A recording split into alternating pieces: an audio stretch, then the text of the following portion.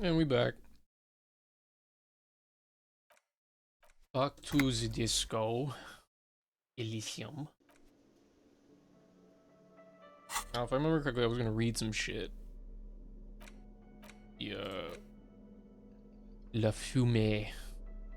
Or Fumée. The leading intellectual organ of Martinet's communism offers a radical Masovian perspective on a range of contemporary issues. The cover features a stylized portrait of the late King Fritzl, a pair of white antlers growing out of his head. The front of this quarterly journal features a large satirical portrait of the late King Fritzl. From the sides of his head, a pair of white antlers spread to the corners of the cover. Why antlers? Because white antlers are one of the symbols of communism. They represent a society in accord with the natural world and at the same time above it. A shameful way to treat a former king. Even one as underwhelming as Fritzl. Fritzl. Why Fritzl? Because Fritzl was incompetent, foolish, and cruel. In short, the embodiment of everything the communards wished to overthrow. It's satire, you see. Flip through the pages. See what catches your eye. To your disappointment, there aren't any full-color pictures to direct your attention. Just column after column of closely set text, interrupted occasionally by little doodles in black and white. After rifling the pages with your thumb several times, you return to the table of contents. The magazine is divided into several sections: international developments, Kunst und Kultur, and local concerns. Just inside the cover, there's also an editor's note. Let's read the editor's note. Comrade, as you know, this journal takes its name from Mazov's immortal expression, Du cristal à la fumée. This was his way of describing the way the rigid, crystalline structures of capitalist ideology turn to smoke under communism.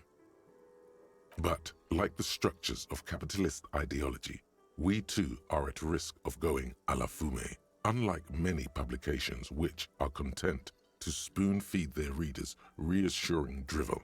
La Fumée is committed to telling the radical truth, even when that truth may drive away potential subscribers. So please, if you value our radical Mazovian perspective on contemporary politics, culture, and international affairs, please consider subscribing today. Yours in struggle, the editors. You flip back to the front of the magazine. The table of contents unfolds before you. I want to catch up on international developments. This section includes a long, tedious critique of the latest round of free trade negotiations between the EPIS nations and the Free State of Semenine. You also skip over an article about heavy fuel oil smuggling along the Messina border, something about bear wrestling in Samara, book riots in Yugograd. Face it, you really aren't interested in foreign affairs. You're not even sure where most of these countries are. You flip back to the front of the magazine. If only you gave me a map. Unfolds before you. Das Kunst und Kultur. It takes a moment, but gradually it dawns on you that Kunst und Kultur must mean arts and culture.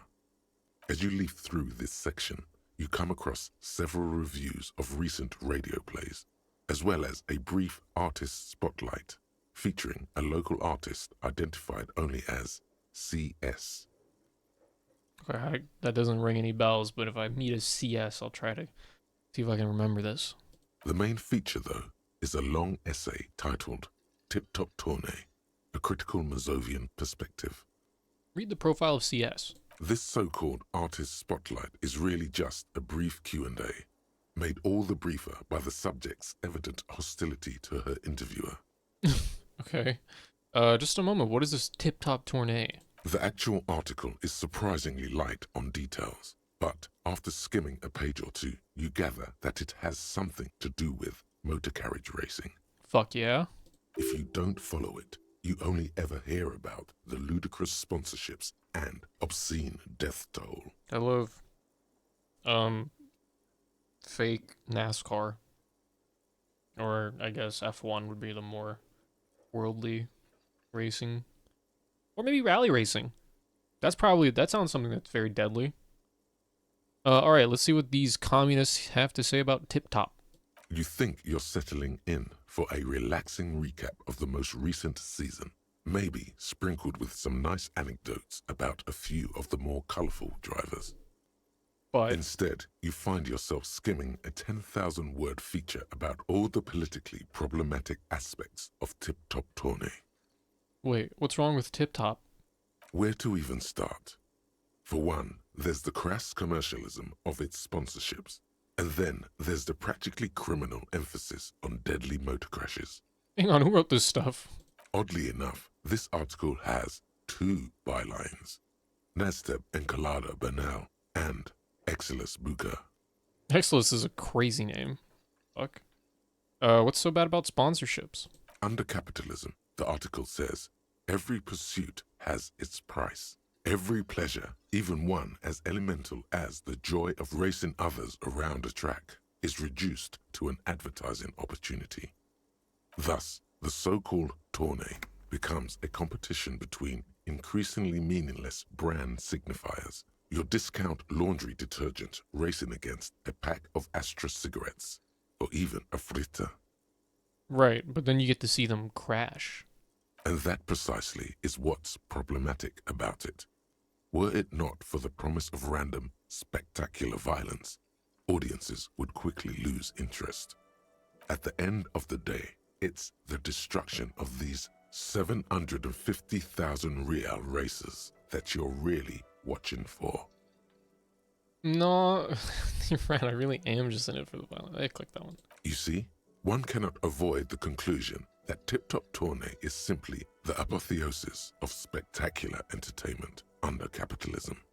I wonder if there's like something as crass and violent as gladiatorship in the Disco Elysium world. You flip back to the front of the magazine. The table of contents unfolds before you. Let's see what they mean by local concerns. Unsurprisingly, much of this section is taken up with articles declaring unqualified support for the dockworkers' strike. You skim the headlines. Paint the harbor red and white. Martinez tames the wild pines. A city in revolt. First we take Martinez, then we take La Delta. Finally, there's a brief article by the writer G. Martin accusing the owner of the Capeside Apartments of illegally attempting to evict certain communist tenants simply for not having paid their rent. Damn communists should have killed a lot of them when they had the chance. Okay, no. If it weren't for the wild pines, all those moochers would be out of job. No. Charging rent just to live somewhere is pretty outrageous. I mean, yeah. Wouldn't it be better for everyone if labor and capital could reach some reasonable communication? No. Why should I care to... we're just gonna do this one. The writer G. Martin remarks dryly that capitalists love wealth redistribution, so long as it's only redistributed upward. You flip back to the front of the magazine. The table of contents unfolds before you. Nice. I never read my, The legend you found in the trash. A cabbage of papers hanging from the board, with the permeables drawer inside.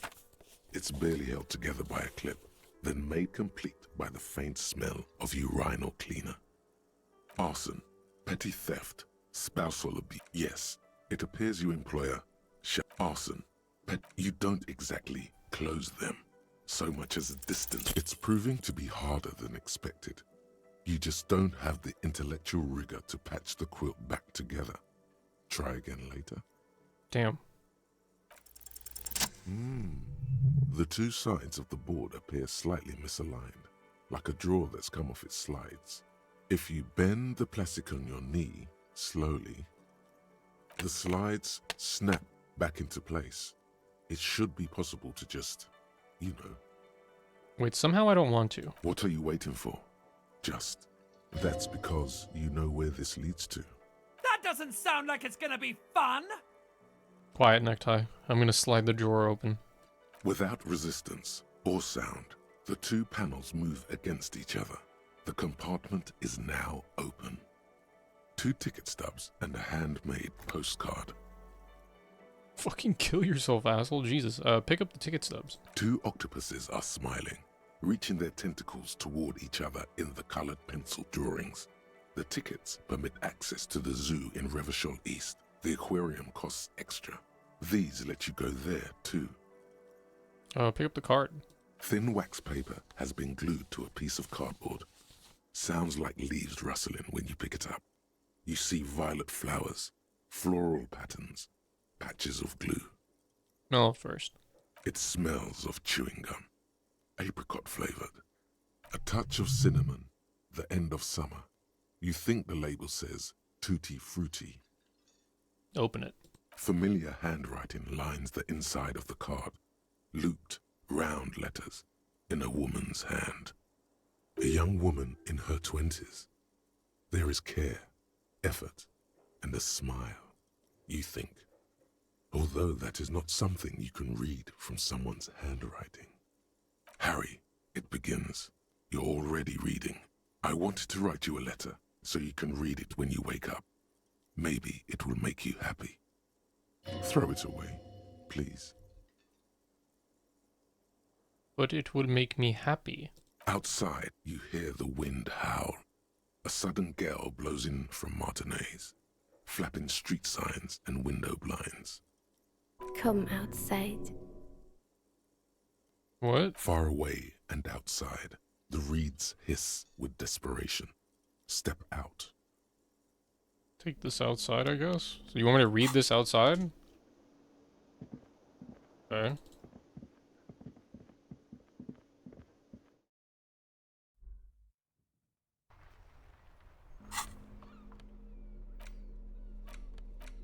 It's the ledger you found in the trash. A cabbage of papers hanging without resistance or sound.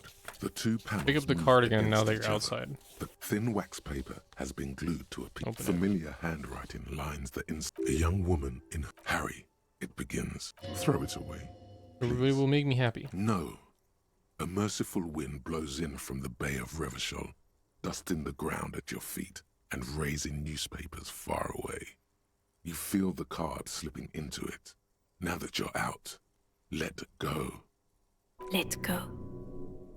What was that? Frisson covers your entire body. A feeling of cold, a persistent chill. Hold on to it. Read the card. Your hands shake, holding onto it. Every morning when I step out and you're asleep behind me, it says, I find a little piece of sadness in me. I carry it in my chest, down Voyager Road. Every step I take, it grows. By the time I reach the fuel station, it has filled me entirely. I step onto the light rail and look back. Sparks fall from the bow collector. I know it will be like this until late afternoon, when I get off the 42 and walk back to you. Keep reading. You. Every step I take will get lighter. It almost makes me run. Sometimes I do. I can't believe I met you. I can't believe the happiness I feel with you. You have a vast, vast soul, and I will always, always, always come back to it. Damn, and in the beginning of the game, he says he has it when you step on the fucking stage, you're like, yeah, you have a vast soul, and you need to make everybody hear it, or some shit like that. Kisses, kisses, kisses. You feel the air sucked out of your lungs and the blood sucked out of your head. Everything around you gets dark. Small white dots appear. You feel the ledger slip from your hand. No, hold on. To what? There's nothing. Damn. Do I just pass out? I fucking die? Wait, I died?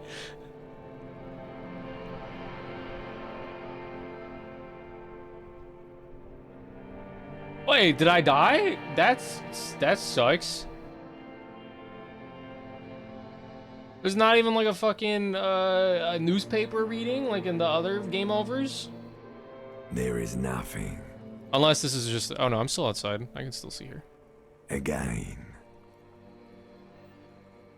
Nothing? Nothing sad, brother. No treachery, just blackout. Just lie there passed out. Well, almost nothing. There is the ground below you, that's still there. And the small light that's on, fluttering, somewhere in the basal ganglia. Who's that? That's me. Blue eyes, that's me. And who was that? Who was what? He speaks of the sickening longing, the unwell emotion. Even in the darkness, he's grasping for it. Still trying to hold on to the great sorrows slipping in the water. Slimy. Yeah, that's the stuff. Here in the paleo-mammalian cortex, we call it the shadow. Because it's always there. Was that the X something? The... Bloated corpse of the past resurfacing. No, it was beautiful. Beautiful. Believe me, stupid ape. Its lack of beauty was not the problem. Where is Voyager Road? There is no Voyager Road. There are no roads, no houses, no lights in the windows. It's all on pause. Enough. Just lie there, motionless. You think they would let you? Until you disintegrate into biomolecules? No. Someone is breathing on your face now, inspecting your pupils, stupid idiot. What is that? It's cold. Yes, they're pouring something on you. It's in you. And it's... Water? It's delicious. Oh. Glowing lights on a dashboard emerge out of nothingness. Kim! Where am I? In the upholstered cabin of Lieutenant Kitsuragi's motor carriage, seated in the driver's basket. The air is thick with leatherworks and heavy fuel oil. Cold water runs down your chin. Drink. Water. You're back? Mm-hmm. No drink. Drink. The water is cold, silvery, the stuff of life itself as it pours down your parched throat. The pounding in your head recedes. The darkness parts. Drink. You haven't drunk water in 2 days. Did you know the human body is not made to survive on alcohol alone? You need a secondary form of hydration. Water is weakness, Kim. With greedy gulps, you down half a liter of cold water. Some of it spills on the driver's seat. The lieutenant pays no heed to it. What happened? Should ask you the same. There was a call on the shortwave. Officer passed out in Martinez. I had a feeling it would be you. I'm glad I got here in time. How long was I out? I don't know. It could have been quite a while. Came in contact with the burnt-out ruins of the past, Lieutenant. That does sometimes happen. I found this next to you. I'll tag along for the rest of the day if you don't mind. My business is concluded anyway. Are you okay to go? Let's solve this case, brother. Good.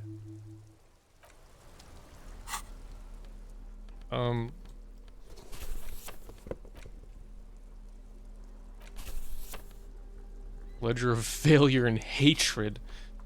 This is the same ledger you found in the trash, only worse somehow. It makes you think about the letter, about the woman's handwriting, about not wanting to get out of bed in the morning. It's the ledger you found in the Still trash. can't read it. A My cabbage of logic. I'm papers too hanging. fucking stupid to read my own case files. -2 authority. That fucking blows. Oh, Jesus. Alright, well, we got a new thought. White morning.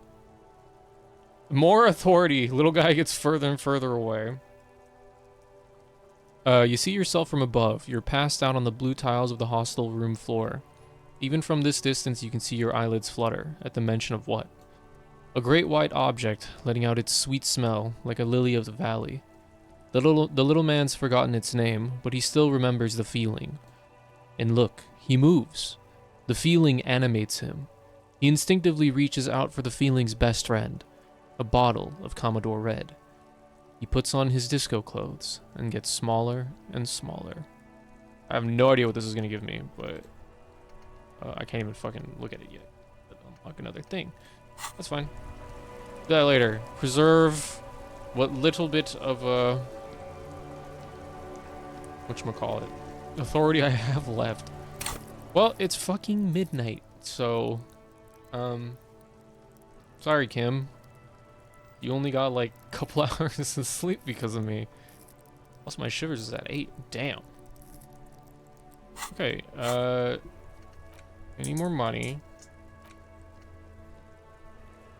It's only midnight.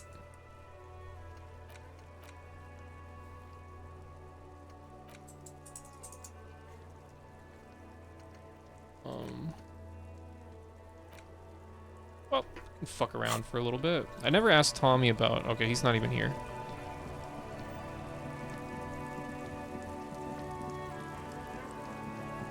Everart's not gonna be here. That's closed, I think. Yeah, it's closed for the night.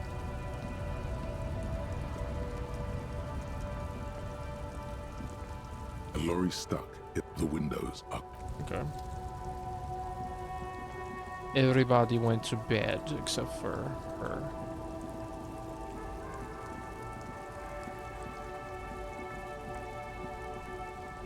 I guess I never went to the pawn shop.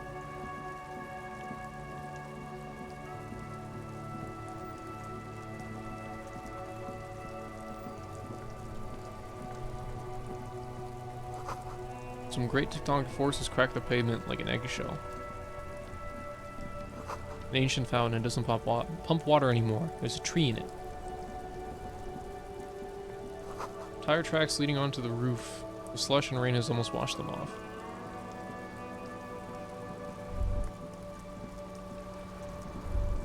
Spirited chirps and clicks of swallows fill the air. This coin-operated veer has been banged up, inoperable.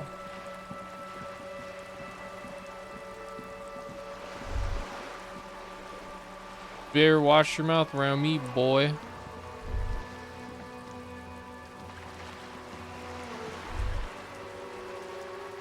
Hear the distant squall of seabirds. Splatter of bullet holes lines the wall. The sight of bullet holes stirs something in you, making you forget the lieutenant's surname. Kim, look, bullet holes. Where? Went to the chips on the wall. Someone has been shot. We're cops. We should solve it. There? Those are old. Oh, you mean like from the revolution? Yes, the one that happened half a century ago. Those bullets were fired during the revolution and do not warrant an investigation by officers of civil law. Okay. What can you tell me about this revolution? Not much. I don't have a fresh perspective on it. Shall we go? Did I just get a skill point?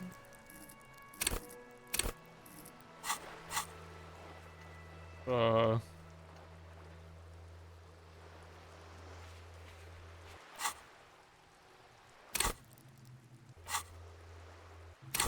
no, I just got some skill points. Well.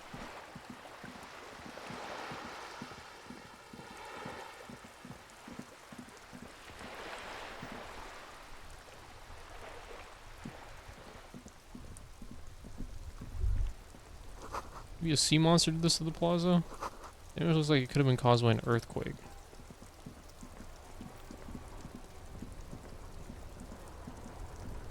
Sea Lang's not here. Sewer grate, a gateway to the river of filth. Upline to the company that controls the drawbridge. Hot air rises up from the sewer, sour acidic strangely comforting.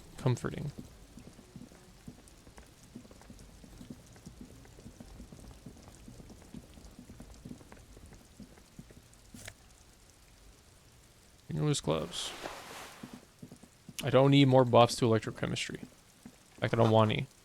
Autolock out of order until Wednesday, 7:15 a.m. A couple of indicator lights are missing from this control panel.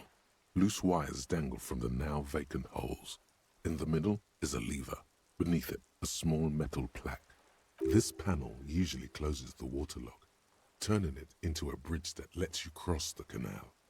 But there's a crashed salmon and butter sign in the way. Pulling the lever probably won't do anything. You pull the lever all the way up until the metal clicks against the contact pins. You hear a soft clunk. Nothing happens. Nothing happens. A cold gust of wind blowing in from the sea interrupts the silence of the situation. A spring brings the lever back to its original position. You still need to close the water lock to get across the canal. Some other way. Wasn't there a sign over there saying functionality will be restored on Wednesday morning? You pulled, nothing happened. A spring wasn't... Wait. Tell what I just got. Oh. For ultimate performance high efficiency, these Fallen Ultra Series gloves come fingerless and with grippy padding covering the palms, making them these ideal for quadrupedal movement or for lifting cargo. Gasoline-stained fingerless gloves in navy blue. They've been worn threadbare, but being made of wool still provides some warmth and comfort. Cool. There's pawn shop. Oh, Roy. It's not often that I see officers from the RCM in my pawn shop. What can I do for you? His courtesy is not insincere, but he prefers being alone with his projector, just watching the movement of light across the walls of the shop. Sorry, I feel like I'm interrupting you. Oh no, not at all. I guess I haven't had many customers lately, RCM or otherwise. Who are your customers usually? All kinds of people come through here. Locals, travelers, people looking for a deal, people looking for a keepsake, people who are terminally bored. As you can see, I have a wide selection of goods for everyone to choose from. Quite the collection indeed. It keeps me entertained. Entertained? He might be high. If he is, on what? Is Roy high? And if yes, then what is he on? Okay, he definitely is high. Whatever it is, you've probably done it, and many other things besides. But you can't cut through the jumble of sensations to get to the answer. A guarded man like him wouldn't tell you if you asked out loud. You might be able to aid you might be able to aid our investigation. I doubt it, but I can try and answer any questions you may have. Know anything about the recent hanging? I do my best to keep my distance from all manner of butchery. Bad for business, bad for everyone. No one likes to see what you have to see every day. Think you can help me get a corpse out of a tree? The corpse behind the hostel, I assume. I don't have a truck with a mounted platform or anything of that sort myself. Ask around the harbour. There might be some workers there who'd be willing to help. Actually, that's all I've got. The pawnbroker's gaze is already fixed on the dancing colors. By the way, do you happen to have any guns, like the ones carried by officers of the Citizens Militia? Someone else came here earlier today asking the same question. I promptly sold her the gun you pawned a couple days back. What? Sold? The lieutenant shifts from one foot to another. Alert. Wait, I sold you my gun? You,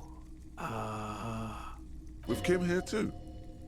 That just sounded really, really bad. You were adamant about getting rid of it, officer. Said you were undeserving of a service weapon of the Revachol Citizens Militia. And I don't like keeping guns around the shop for long. Off the charts photon emissions. The unhealthy kind. He's not telling you the whole story. It seems he's trying to spare you. I feel like there's something you're not telling me. You weren't quite yourself, officer. What was I like?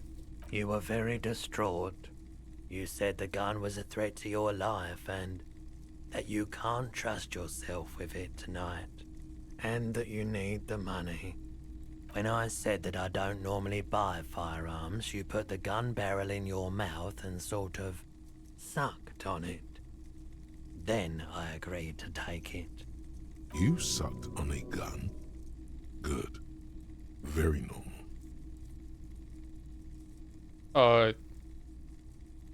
Wait, how much did I sell the gun for? 15 real.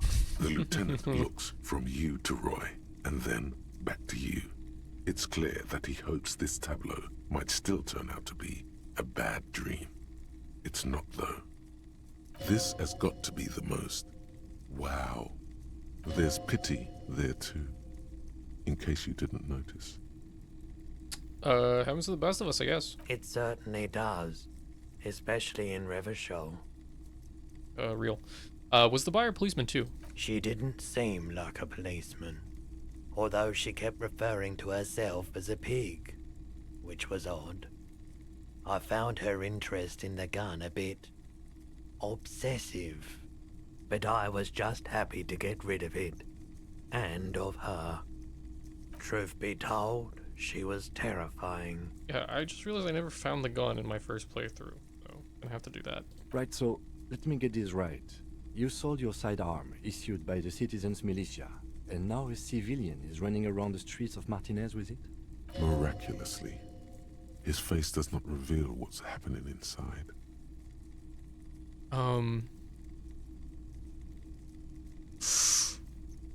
There's only one explanation. She must be one of my rabid fans. In that case, she'll be happy to get a visit from us, if we can find her. Any idea where I can find this buyer? My apologies, officer, but I have no idea where she was coming from or where she went. A needle in a haystack.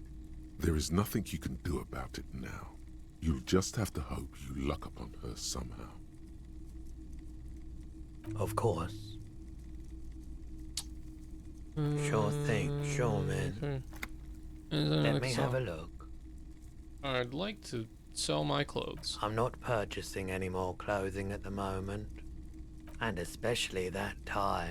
It swallows photons around it. I have no need for necrotic objects. Your mother is a necrotic object! I'm fun! Look at me sparking in the light of the projector! Let him know, necktie. Fuck your shit. Anything else you're thinking of selling? The postcards.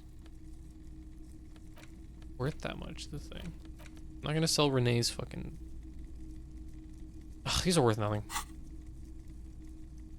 Another time, perhaps. Strange tie incident? What? Nope, still no clue. You obviously haven't been doing enough drugs lately. Okay, I have other business to take care of now. Look around. Mostly military wear with a few more eccentric fashions thrown in. A typical Martinez streetlight sits among assorted floor and table lamps. I'll let your gaze run over the streetlight. The light pole has been carefully cut, and the wiring has been redone and attached to a standard indoor plug. The light buzzes faintly, but persistently. Is that a streetlight? Yes, officer. As you see, it's in perfect working order. Where did you get this? It was brought to me to be altered. We are not here to investigate the theft of city property. You have to admit it's rather clever what he's done with it. How much for the streetlight? 700 real. A bargain, I dare say. A bargain? No, it's not. He's trying to sweet-talk you into buying trash. Buying trash. Are you there's one just like that on every corner. 700 sounds about right. I imagine it wasn't easy sawing off that street lamp. Hey, I don't know where it came from, but it's not every day you get to buy and sell something so extraordinary. Okay. The boomboxes on the shelf look well-loved and well-traveled. Chipped, dented, they stare at you with the unblinking eyes of their tape reels. One especially catches your eye. Deep gold and amber plastic with a big old handle on top. A classic boombox that says, Stereo 8 approved. This is you. Golden orange. A sunset suite. Just make sure it works before you buy it. Shopkeep, this Stereo 8 approved machine here. Is the Harman Welsh W2. Made in Vespa. Designed in Seoul. Plays all reel-to-reel formats. 2mm, 8mm, 12mm. It's even got a little radio in there. It'll set you back 12 real. What I really want to know is, could this device come in handy in my police work? If police work means playing tapes, sure. You can use it for that. Or any other time you'd need to play a tape. Like a beach party, with sand and sun and seagulls dancing on the breeze. Theoretically, could I bring it to a beach party? Theoretically, yes. But we don't have time right now. It's generally murder investigation first, then beach party. Actually, it doesn't have to be a beach. With a boombox like that, I'll bring the party into the streets. You can play it any way you like. And I guess since you're a police officer, no one can arrest you for it. Damn, Skippy. Are you sure this is all in working order? Absolutely. I've tested each one myself with recordings of speech, found sounds and music from a variety of genres. Even though I don't really like music. I'm gonna buy it. And here you are, quality sound reproduction on the go. It'll play anything, wherever, turn any tape into a conversation of sounds and shapes. Fuck yeah.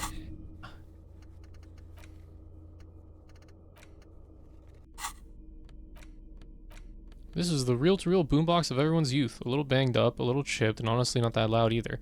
Looks cool though. Excels at being carried on the shoulder, allowing you to play audio tape items and blast music into the face of unsuspecting strangers. Oh, when I get a tape. I'll get right on that.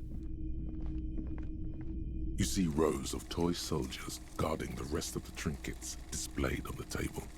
Some on horseback, others in rags, others yet in bright blue uniforms. All are stern and unyielding in their duty. Try to find something pretty and cool here, then use it to win her back. Win her back? Yes. Buy something nice. A figurine. This sounds off. You shouldn't trust this guy. Inspect the knights on horseback. Big men on big horses, clad in lamella armor and carrying flintlocks, the kind that would mow down a line of enemy soldiers in the blink of an eye. Who are they? Franco-Nigerian knights. I used to be very serious about these guys. A long, long time ago. Inspect the blue uniforms. They're not all blue. These figurines also wear gold coats and caps, complemented by orange trousers. They are variously posed, wielding swords and rifles with bayonets. Are these royalist soldiers?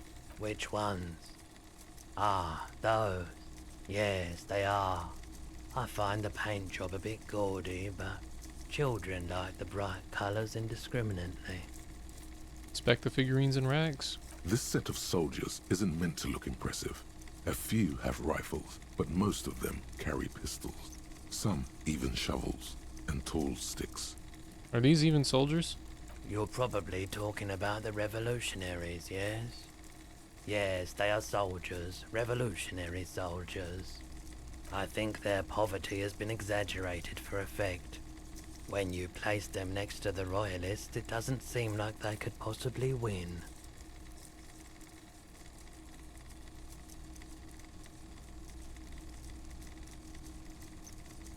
It is impossible to win against the cohorts of capital. Ask my friend Gart, whose bitch it made me. No, it's meant to give people hope. Even we can do it. Maybe. He seems to have his own take on the conflict played out in perpetuity by these toys. Might be interesting to find out what it is. Dig up a truly cool figurine in the box under the table. Why? What's this? A headless man riding a horse? A headless man wearing futuristic tracksuit trousers that say found. What is this? Oh, that's the Headless Phone Rider. Who? The Headless Phone Rider. It's an urban legend about a man who rides the streets of Revachol sporting a fawn tracksuit. As you see, he's missing his head. Okay. 50 cents. Bargain price. I'll throw in the tiny cap too. I think he's looking for it, or something. That part of the story has many interpretations. Table that one for now. Bust of a woman. Plaque simply says DEI. In the dark, a film projector is whirring away. It's Dolores Day, right? Yeah. Got a machine, an antique cash register. Alright. Cool. It's still dark out here.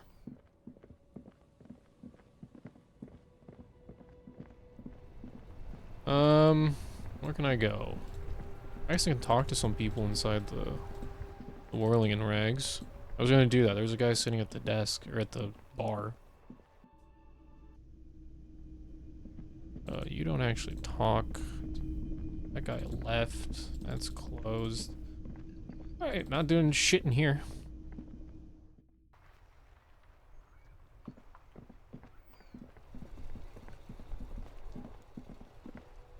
This is locked.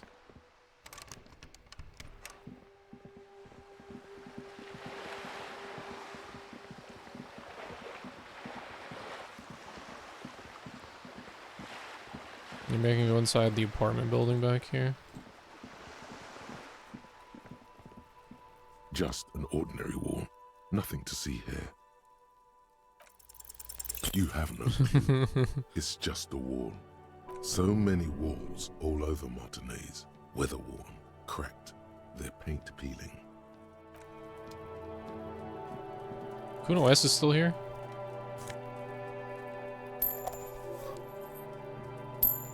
Are you trying to sneak up on me?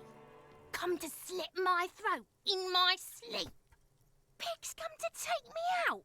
Trying to snuff me out? No, why would you even say that? Then why are you sneaking up on me like that? It's not a good idea to scare me, pig. Not a good idea at all. Trying to sneak up on... Okay. Garden hose. This will be of use until the snow melts. Chairs and a table's eaten by rain and rot. And there's splattering of bullet holes on this wall. The spread pattern of these bullet holes makes your chest ache. Your breath grows heavier. You peer into the faded marks in the stone. They peer back like an endless row of tiny black holes. Sweat starts trickling down your brow. This is bad mojo, man! Fucking horrible mojo! The end draws now! Your chest feels Oh, tight God. looking at them. It's closing in, caving in, ever tighter. Your breathing grows even heavier. You okay there? Yeah, I'm fine. You were looking pale there for a second. What are you looking at? These bullet holes look like the bullet holes we saw before. Bullet holes generally look the same, so probably. But you're right. More old bullet holes from the revolution. Man, how many people got shot during that revolution? Plenty. The streets ran red with blood. Dust swirled above the ruins. The pressure change from artillery fire ripped people apart in the top floors of the building above you. War.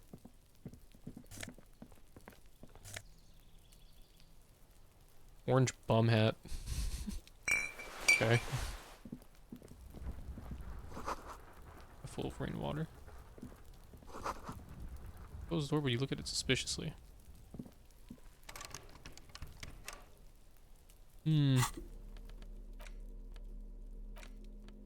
Feeling twitchy. Bum brain. An orange beanie with a couple of big ass holes on the side. Looks like it might have been used as a mask during an armed robbery. Fuck it, let's put it on. We looking a little bummy. Nothing wrong with that. There must be another way into the building. Okay. Right, Kim. Right. Or.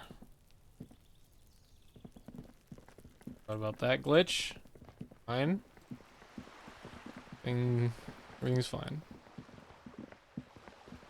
The streets will flow red once more, a great torrent rushing down Rue de Esperance. You wait and see. The streets will not flow red with anything. Who are you? I'm Cindy the fucking Skull. What else do you want to know? Date of birth, blood type, the last time I was tested for Hep C. Hep, yeah, when were you last tested? Had a battery of tests just last week. I'm practically a patchwork of interesting critters. Kinda like a man o' war. You keep looking off to the side. What are you looking at? The lieutenant is desperately searching for another handkerchief. Oh, okay. Hatred, disgust. It's difficult to tell which of the two is more present in her girlish features. The woman on the boat does not notice her staring. That is on her. Someone's got to keep an eye on her. You mean Joyce? On a first name basis with her, are we? Piggy's moving up in the world. Hold on, what's his on? It's where they grow whores like her. And they're whoremen. Why all the negativity? Have you got a crush on her? Aching for an opportunity to defend her honor. What are you doing to the wall? Can't you tell? I'm painting a beautiful mural, an aereo graffitio visible from low orbit. I haven't really started it yet. I'm waiting for the right words. So you don't know what to write? Have you ever tried your hand at graffitio? When faced with a blank wall, most people write unimaginative stuff, like pigs go home and Mona was here. We rarely see pigs round here, though. Just union cads. And my name's not Mona, so... She wants it to be something true and total. Why are you so committed to defacing the building? This place is severely lacking in havoc. Not even the occasional trash can fire to break up the tedium. I thought I'd mix it up, you know, summon the forces of crime and social chaos with a wall-sized invitation. I have an opinion on this. Want to hear it? Yeah? I love public art. Don't mind us. Keep doing what you're doing. Thanks. I'm sure the inspiration will come to me now that I have an official RCM stamp of approval. You've lessened her desire to deface the building. Do you know anything about the recent murder? I ain't no snitch, pigstein. Go forth and forage in someone else's shit. No shortage of squealers in these parts. Actually, there is a shortage of people who talk to us in a normal, calm, informative manner. We weren't put on this earth to make your life pleasant, fucko. Catch you later, Cindy. Watch your back, ungulate. You've got eyes on you. I do. That's how I see. A sturdy metal door guards the southwest entrance to the apartment building. It's locked. The door rattles against your knuckles, but there's no response. The door rattles again, but this time you hear an elderly woman's voice calling out from inside. Stop banging on the door. I'm not letting any more strangers inside. Hold on. Who am I speaking to? Doesn't matter who I am. Now go on, get out of here. This is the police. Open the door. Ha! The police? Everyone knows the police don't come round here.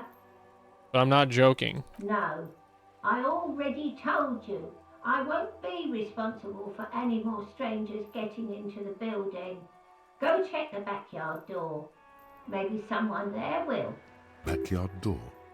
There must be another entrance to the east.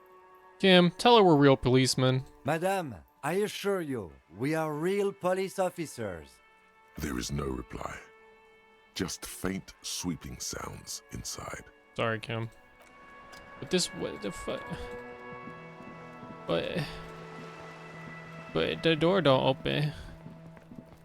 Oh god, here we go again. There must be another way into the building. That's fun.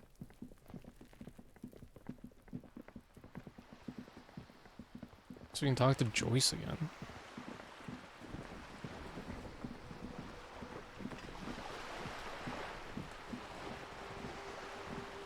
You're back. Good. What can I help you with at this late hour? It's nice. Don't you ever sleep? Matter of fact, It's night. I don't. Why is that? I have a medical condition of my own. Nothing unusual, though.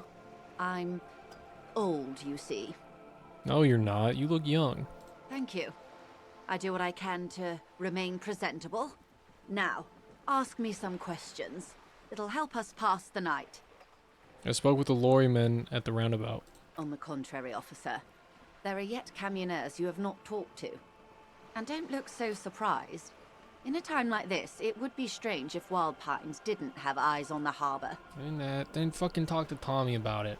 I suggest you go back and canvass for more suspects. You seem smart. I need someone to give me a lowdown on this reality we're in. This reality? The aim is to gain a deeper understanding. By learning about the world, I hope to learn more about myself. A sort of spiritual quest. Something of ancient Ilmaran origin. Yes, a spirit quest sounds like the thing I'm on. You will find him a big fan of the ancient ways. It's part of his condition. Nothing wrong with ancient ways. Our modern ones aren't necessarily better. Ask away, officer. I'll help however I can. All right, we're in. I know these all look good, but begin with the first, okay? Where are we? We're in Martinez, baby. Baby? A casual term of endearment popular among the 50-plus crowd. It's a disco holdover, pay it no heed. I'm a disco holdover myself. Aren't we all? And what is Martinez? Martinez is a district of Revachol.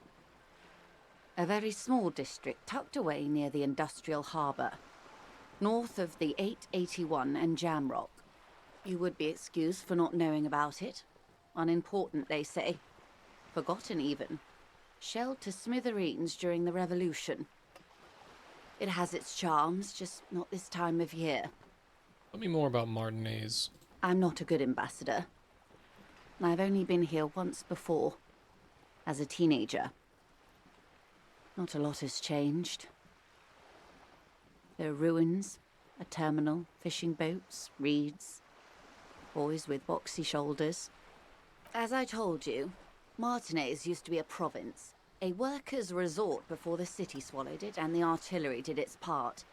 Now the reeds are the real star of the show here. The further down the coast, the wilder it gets. You mentioned a sea. What sea is this? It's not really a sea, it's the Bay of Revachol. And the bay feeds into the ocean. Are we near the ocean? Yes. We're on an island in an ocean. The world's largest body of water. The Insulindic. Vast, lukewarm and unknowable, flowing in and out of sight. What's the name of this island? Caillou, as you already know. Imagine a pebble. A smoothed-over pebble amidst a great blue sea, misshapen, cracked. The cracks are the River Esperance. We're in the delta of this river, on the 6th branch, the Martinez distributary. It is clear this pebble is of enormous value to her. Okay, that's Martinez. What's Revachol? Revachol? Revachol is what you call a city. What kind of city is Revachol? The great kind. As if it's self-explanatory, beyond patriotism, a fact. What makes Revachol great? History, detective. They built this city to resolve history. Our part in it, at least. Our Okay. centuries. Okay, who built this city? The nations of the Occident, or migrant workers from Seminine and Ile Marat, depending on your creed. When was Revachol built? In the DeLorean century. 380 years ago. And why will it resolve history? They say it's where the terrible questions of our time will be answered. The tensions are highest, the fault lines deepest. By that I mean conflicts. Ideological conflicts. The stuff of men. Why here? We are standing on a fertile, self-sufficient island able to sustain up to 200 million people in the middle of the Insulindic Ocean, the world's connective tissue. It's where the money is. We're pretty much at the center of the world. Oh, we're quite a way off. About 22 kilometers from the center of the world. That soldering iron is the bank of the world building. The bottom floors are Insiacom, coalition government, Insulindian Mission Command. Silence. She lowers her hand. Coalition Government Insulindian Mission Command is a fucking crazy name.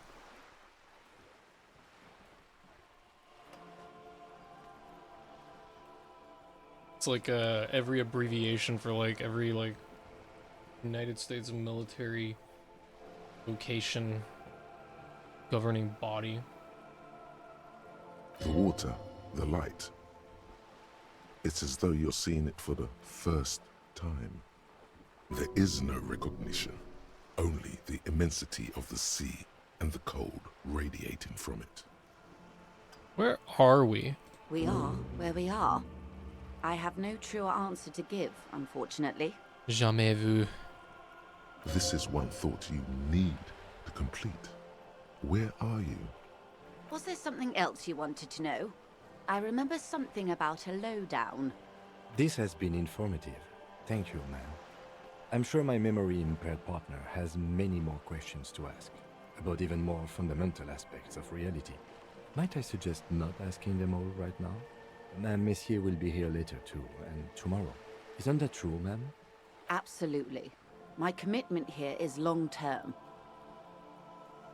But I want everything now. That is understandable, but perhaps it's better not to eat all your candy at once. Indeed. I'm always at your service. Oh, Jesus. Hang on.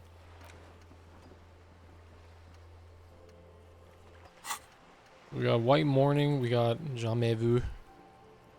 Revachol Special Administrative Region, Le Caillou, the Insulindian Ocean, Coalition Government, Insulindian Mission Command. Name after name, and none of them is familiar. They seem real, but something is wrong. You feel like a kid looking at stickers on the fridge. Trouvant, the Apricot Company, World Games 34.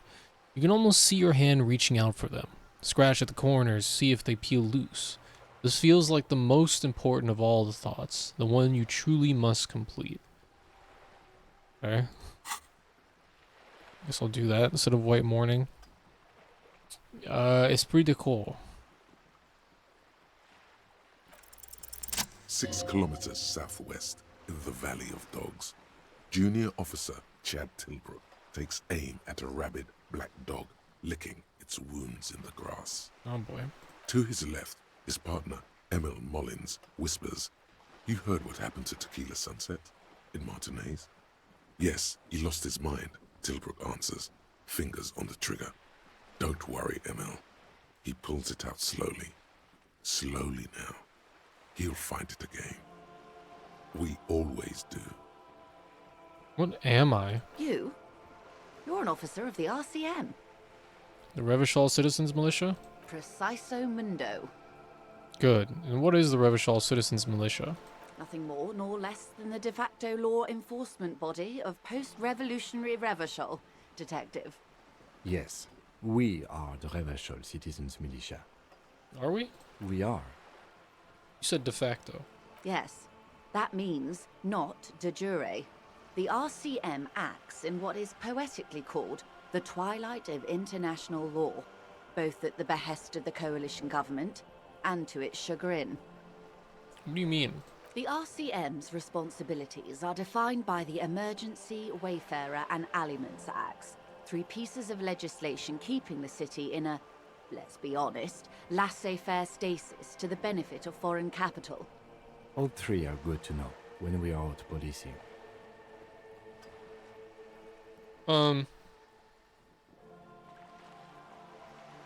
So I'm basically going to avoid this subject and ask the next question in this line of inquiry. Okay, so I'm basically a lackey of capital. There's nothing basic about your role, Detective. It's true that the RCM keeps everything the way our seemingly permanent, provisional rulers like it. Yet, on the other hand, I know these people. I deal with them daily. Let me tell you, dear, they are not fans of you. Why? The post-revolutionary decade was a disaster for the coalition government. Revachol in the 20s was hell, especially on the west side of the river. Gang warfare, a botched privatization scheme, a nuclear pile meltdown. They called it the international zone because no nation wanted to claim responsibility. The RCM restored peace where the Coalition failed. A true blue citizens' initiative. They will never forgive you. That's somewhat of an exaggeration. In reality, ours is a mutually beneficial arrangement. Ravacholians get to keep the peace in Ravachol, and the Coalition doesn't have to worry about it. Anyway, sorry to intrude. Please continue. Yes, Lieutenant. Permit me to conclude with this. Who you are, to me, is the police.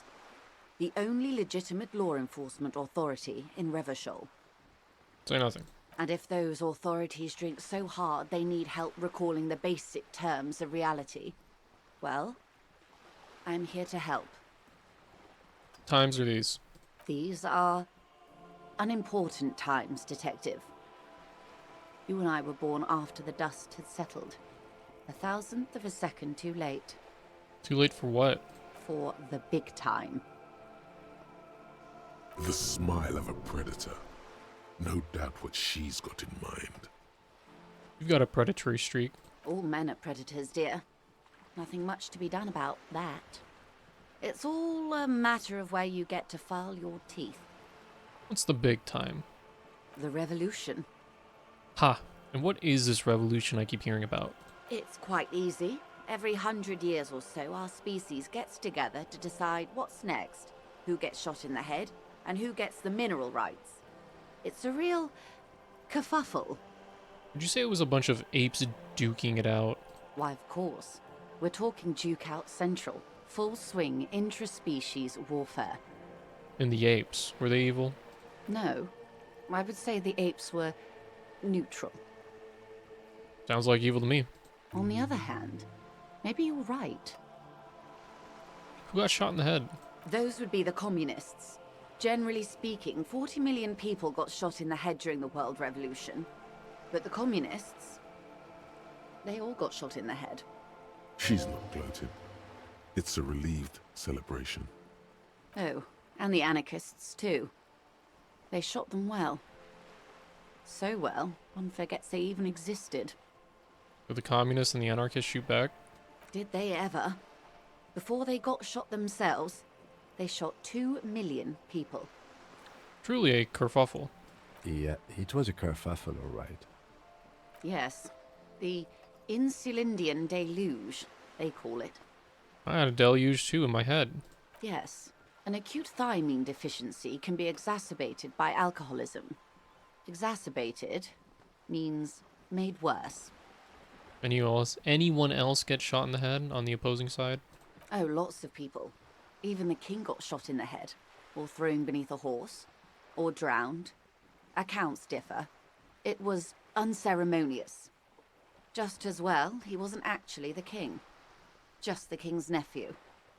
The real king abdicated and lived out a long and productive life as a venture capitalist in Grad. Cowardly king. I prefer the term risk-averse. King Guillaume was nobody's fool. He could smell a PR disaster brewing, so he got out alive, and his nephew Fricelle got shot in his place. Him and tens of thousands of his wonderfully fascist kingsmen. It was a wild time. Who got the mineral rights? The liberals got the mineral rights. And by mineral rights, I mean everything. Okay, and by liberals you mean? Liberals are usually middle-class people, Detective. Or the remaining gentry. The beneficiaries of the pre-revolutionary arrangement. Some were rich enough to stay with the Constitution, with monarchy. Big mistake. Others bet on the revolution. They were called the ultras, or ultra-liberals. They fared well. How did the liberals win it all? They didn't win so much as survive. We were the last ones standing when the war ended. Everyone else got shot in the head, remember? If everyone got shot, who was there to surrender to? To foreign intervention. The Coalition. Those people really took the mineral rights. Wait, you just said the liberals already took everything. The liberals took everything that wasn't nailed to the ground. The Coalition took the ground. The ocean, the laws, and the people. Who were the coalition? The Coalition of Nations. Grad, Mesk, Vesper, Messina, Oranje, and Sur-la-Clay. the armed center of the world. They landed here and ended the revolution. It was the moralist thing to do. There is bitterness in her voice, tempered with understanding. She is critical, but ultimately understands the cause. Moralist? The moralists believe in keeping everything exactly the way it is. They believe in mineral rights, and not shooting people in the head. At least not in the same manner and volume as the others do. They are the long-standing provisional rulers of Revachol now, the coalition government. The rulers of Revachol, and also the world. These guys are strong. This is their zone of control. They embolden the RCM with crumbs of the same law they took. Technically speaking, you are a moralist. I don't think I'm a moralist, ma'am. Of course. Not easy to be moderate about head shooting in your line of work. When was this kerfuffle? The turn of the century revolution? Don't answer it. It's a trick question. The revolution began in '02 on the Isla of Grad, though by the end, nearly the whole world had gotten involved. Who started it? It wasn't a who, but a what. A pandemic of Zarat, a particularly virulent prion disease, which the authorities in Grad proved unable to contain. Then Mazov came along and overthrew the government. What did this Zarath do? It made people overthrow their governments. Wow, really? Of course not. It was a highly infectious microorganism that destroyed brain tissue. The actual causes of the revolution were material. The pandemic only provided the spark. Where did it spread from there? From Revachol and Grad? Not far. The world managed to cauterize itself. Mazov's government was overthrown in '08, and the coalition crushed the Revachol commune 2 years later. It was the end. Came next. Why? You and I, officer. Our lives in the zone of control. Something tells you her life and yours are not that similar. Maybe it's because she has a boat and you have that necktie? A pair of pants? Our lives are very different from each other. No doubt. But we share the same time and position on the planet's crust.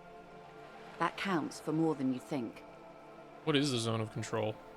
A city-state divided into free market zones under the everlasting interregnum of the Coalition of Nations, and you, of course, the citizens' militia. The clatter of typewriter keys fills the main hall of the reappropriated silk mill. Precinct 41. Chad Tilbrook presses enter. Outside, Officer Elfboy Williams slams the door of an armored motor carriage. The zone of control is the third incarnation of Revachol, after the failure of the suzerain and the commune. What happened in the rest of the world? Modernity. They developed the marvels of the inter-easlary communication. Telematic milieus, radiation, colored plastics. Meanwhile, in Revachol West, the aftermath continues for the 5th decade. It's been like this for how long, exactly? 43 years. Hard to fathom, I know. What have we been doing all that time? The 20s saw a decade of urban war, west of the river leveled, offshore platforms in flames. Still, it's regarded as an improvement on what came before. '08 to '19 was simply hell. After that? The 30s?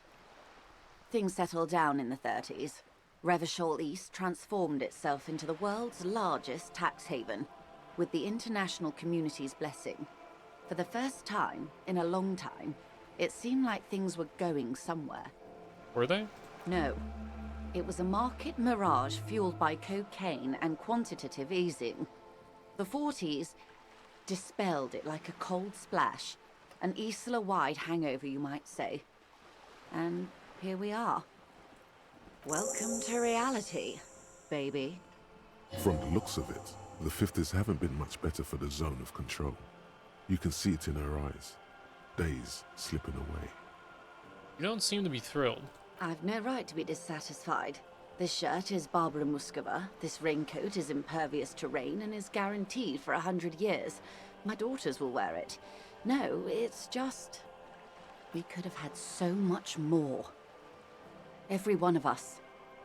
If only we played it right. What would you have done differently? Good question. What would you have done differently? No, her first. I asked you, who are you in all this? And I asked you, past-less detective of the Citizens Militia, what insight has acute encephalopathy given to you? Here's some wisdom, lady. Say the death thing. The death thing.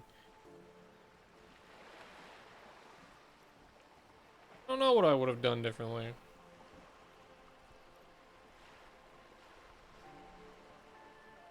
And you would have died, most likely. Not far from here. Maybe even right here, during the beachhead, defending the coast the day the Coalition took the city. The cold runs down your spine. She gestures toward the waters. Happily.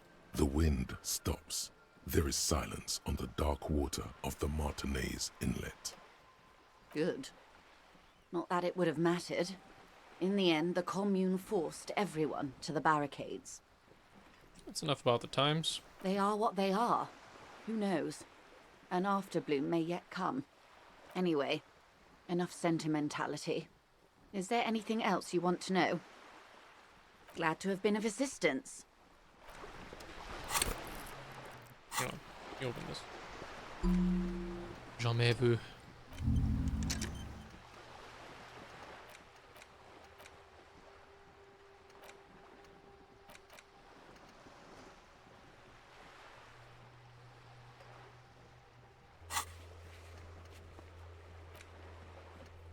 Cool. Back to talking to Joyce. You're back. Good. What can I help you with? More lessons in basic reality?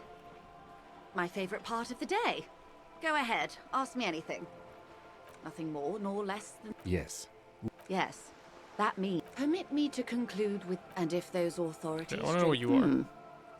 She won't maneuver her way out of this one. What are you? I am the vilest of the vile. A traitor. A devourer of nations and infants. I am an ultra. It's sharp.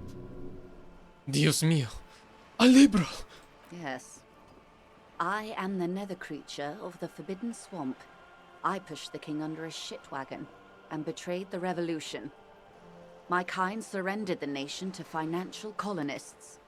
I can see you thought we'd gone extinct. After all, no sane person identifies as an ultra-liberal anymore. Not in broad daylight. You're a man of the left, no?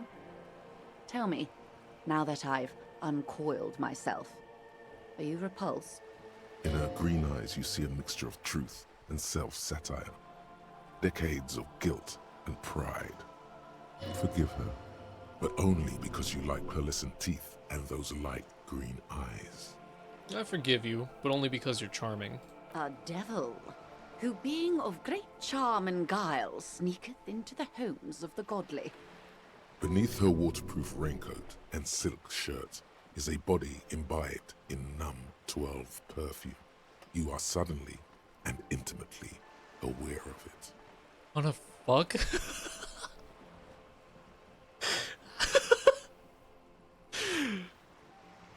Listen, I won't lie, Joyce has like a certain charm about her in like a milfy cougar kind of sense, but Harry, I don't think this is a good idea. I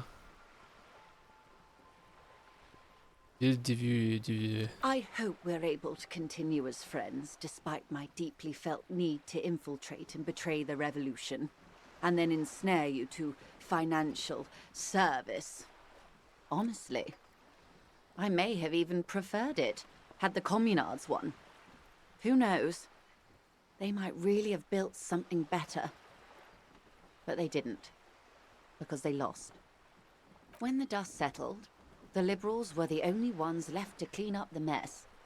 By virtue of their survival, they were handed enormous power to shape the future. This was all our last generation managed. Would you have done something differently? With due respect to our overlords, the eternal caretaker government that keeps Martinez a monument to the efficacy of its artillery.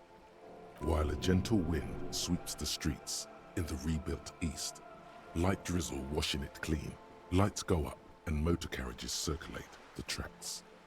I would not have relinquished sovereignty to the Coalition. Not here in Martinez, and not in the Stella Maris or Delta Beachheads either. If not for my own sake, then for my daughters.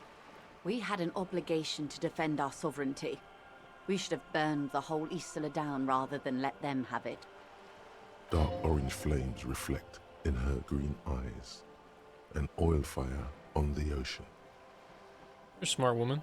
Perhaps. My intellectual vanity will be my undoing. You're a patriot? Yes, I suppose I am. But I wouldn't be a patriot anywhere but here. Seditious talk, man. You have daughters? Yes. Whatever else I am, I'm also a mother and a wife. Now, shall we return to reality? What is this? A bird? A sphenicid? A flightless bird of the polar regions? Keep guessing. Some sort of krill hunter? No, wait. You're an ancient ruin. A symbol of hubris and decay.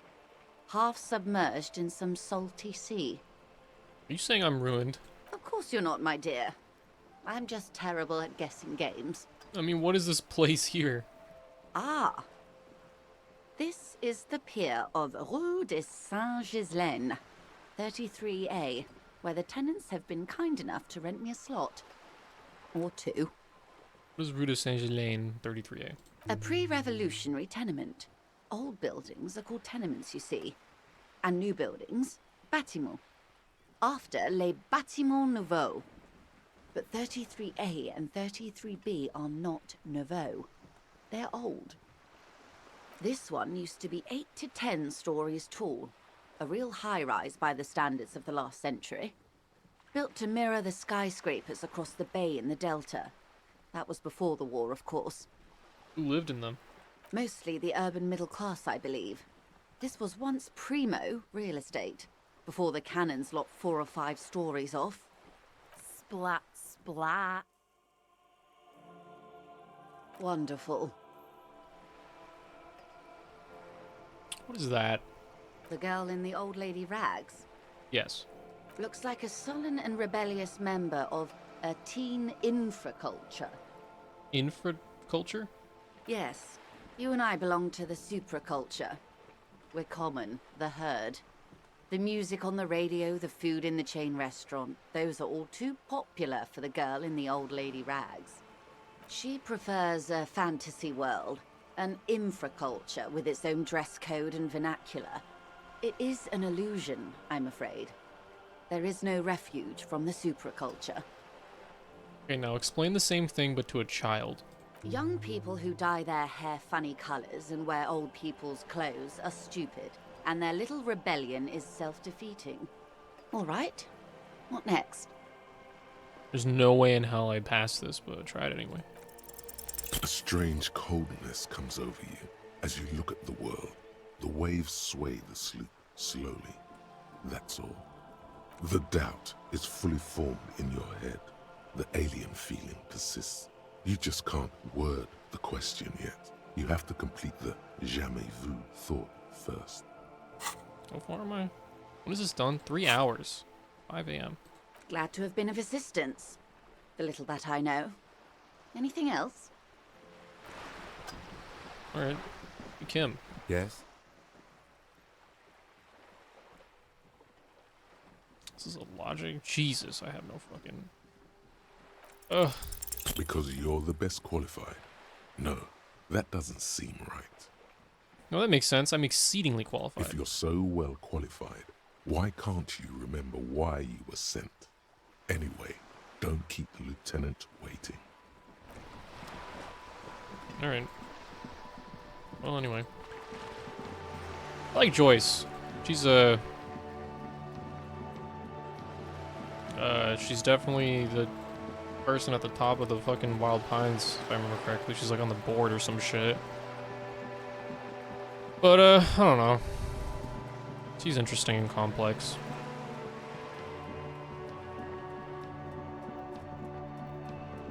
I also like the illusion of the set-off disease and the, communism also spreading like a disease and the rest of the world had to like cut itself off from. Wait, can I do anything to this body? I analyzed the footprints. There are several footprints in the mud. No. The man before you is naked. Of course. You come back. Okay.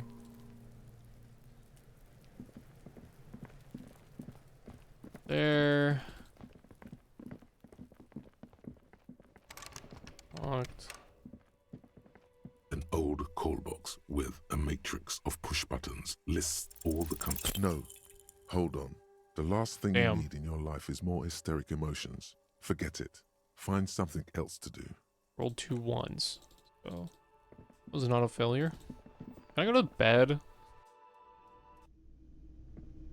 Ain't really much to like do. Hey Gart, what's up, man? Can I help you? Another thing. Great. I love those. There's a mysterious blue steel door in the back of the kitchen. Oh, yes, that door, sure. There's nothing mysterious about it. It's just a door. You know what's behind it? Do you have... No, I don't have a key. I don't know how to get there. And I don't care either. It's not like I've been wondering about it for 10 years. It's just a frit warehouse, probably. Or some boring storage space with a bunch of old junk and dust. Junk and dust. He's attempting to maintain an air of indifference. It's absolutely not convincing. Let him get to pretend he's indifferent. He looks at the dust on his finger and wipes. Yes? Okay. Can I go to bed?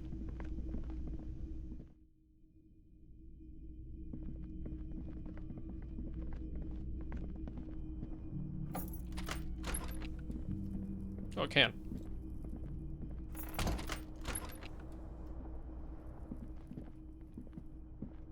The bed is cold and not particularly inviting, but it's yours.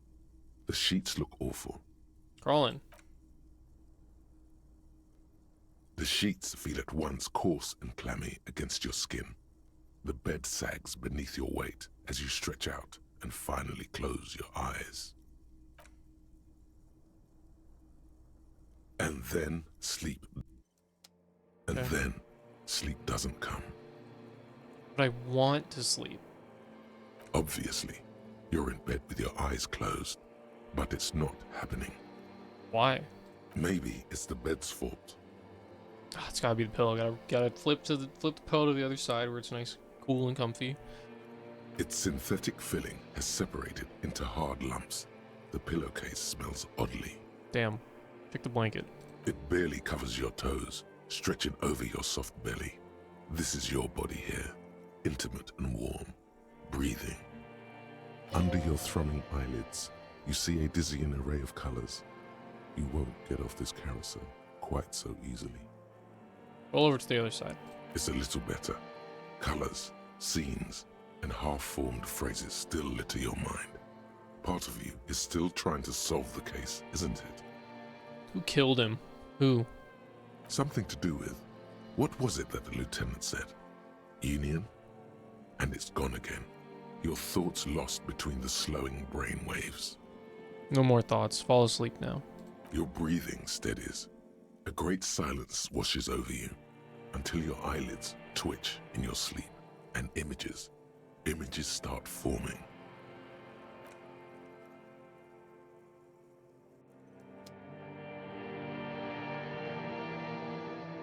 Oh yeah, this is that good shit.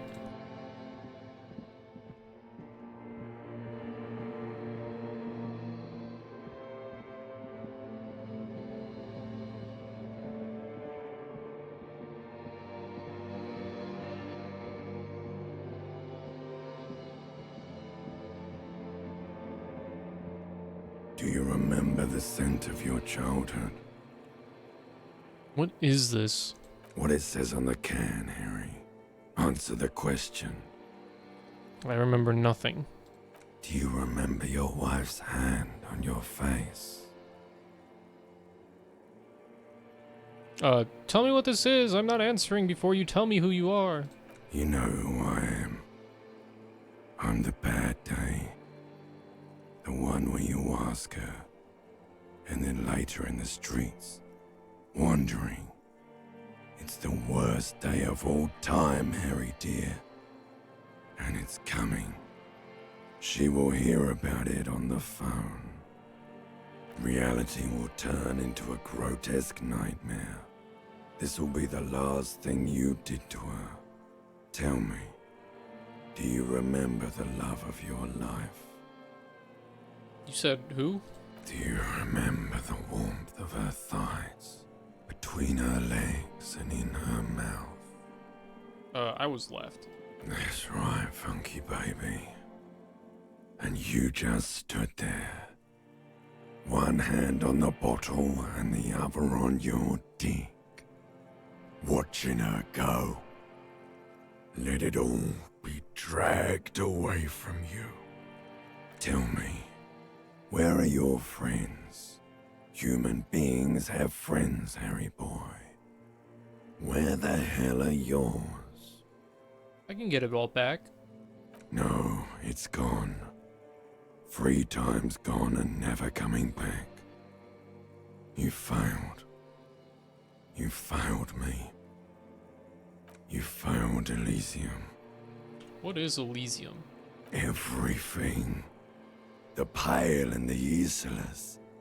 On the surface. The outer magnetosphere. Burning, furious truth. 8,000 years of written history. You really dropped the ball, Harry. 4.6 billion people. And you failed every single one of them. You really fucked up. I've talked to you before. No, Harry. You were just talking to yourself. That's all you ever do. Even in your dreams. And the act is wearing thin. The spots of the disco ball fade around you. You'll be back in those cold snakeskins in no time. Sweating up the bed. Stinky boy. Stinky boy. I can come back from this. You're not coming back from shit. Thrashing around in that high conductivity state of yours. Bumping into things and acting like a clown. Who are you kidding? I'm trying to solve this case. You're trying to what? I can't hear you. This is just a word dream now. Jumbled up garbage. The pictures are gone. The bed rises to meet you. A thin, sleep-like state. More glass than velvet. Grinding in your head. So something is wrong. Sleep shouldn't be this bad, this dry, this unnourishing. There's something wrong with your thoughts. Some kind of new type of hangover. God, there's another type? Oh yes, party boy, and it's worse than the one before. Just think of the shit you saw. Here it comes too. So soon already. A silent alarm goes off in your head like clockwork. Barely let you sleep at all. Time to get those clothes on, Harry. Time to go to work in the shit factory. God, I love working in the shit factory.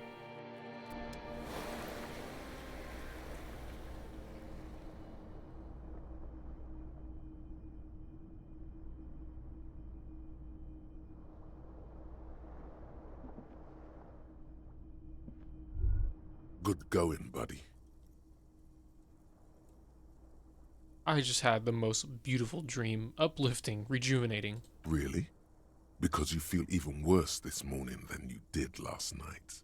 The hell's going on with me? You mean, why are you so tired? Too tired and down to even think? It is worrying, isn't it? You can't be a detective like this. Detectives need to be able to think. No, that's not it. Really, I feel super good. That's not really true. Your heart has finally pumped all the speed out of your system, Buster. Time to get some more. Don't do that. Stay strong. The hangover will wear off. You don't need to keep doing this to yourself. No, I can take this. I am not going to go looking for speed. Are you sure? Ready to live as this pathetic shell of yourself for days? Basically, a week. Let's be honest, 2 weeks. Maybe 3. You won't make it. Half the town will be dead by then. You will be fired. That's a lie. I can do this without the speed. Half the town won't be dead. Suit yourself, slow, sad shell man. See how you do without your spark. Fuck you, electrochemistry. I don't need your bitch ass. Alright. Wait, is something going on with my bed? What's happening here? The bed is still cold from the broken window, and not too inviting. But it's yours. You've earned it. The fan stands still. The lights are off again. The lights are on. The switch must be broken, because nothing happens. The air in the room is starting to feel like vaporized urine. Oh boy.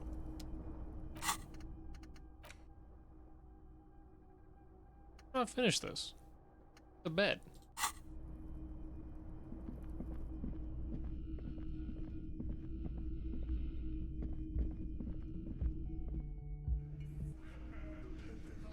Oh boy.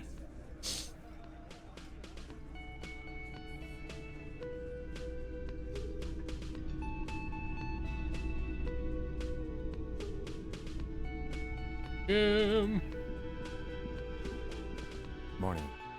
Looks like we can get to work at once. The Union muscle turned up. They look rowdy. We should talk to them. Why do we need to talk to them? Everything points to the Dock Workers Union. The belt used for hanging him. The circumstances in Martinez.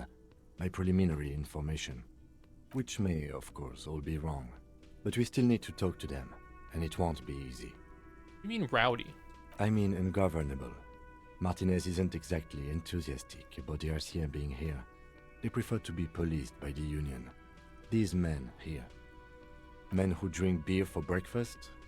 There's talk of an armed wing of the Union called the Hardy Boys, who are responsible for state policing. I think it's them. Are these the men Gart told us about yesterday? I completely forgot. Sorry, I had a rough night's sleep. Sorry, it's them man. by the looks of it. Loud and nasty, just like the manager said.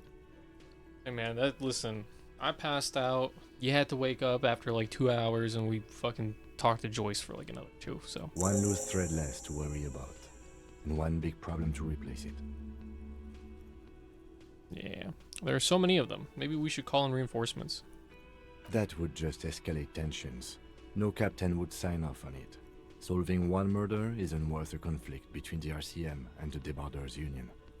In fact, even the death of 2 detectives might not warrant an all-out war. So let's keep a cool head, okay? He's not exaggerating about that mortal danger, just calmly factoring it in. Your fists clench and your pulse rises uncomfortably. Let's roll. One more thing before we do. We don't have to talk to them immediately. We can walk right past them, continue with our business. Yeah, streetwise. Zoom right past. Do it on your own terms. They're in no hurry to leave. They think they own the place. Anyway, I leave that choice to you. Whatever you decide is fine by me. I should talk to Everard first, right? I kind of want to see what this... Wait. There's also Mazovian socioeconomic. No idea what these do.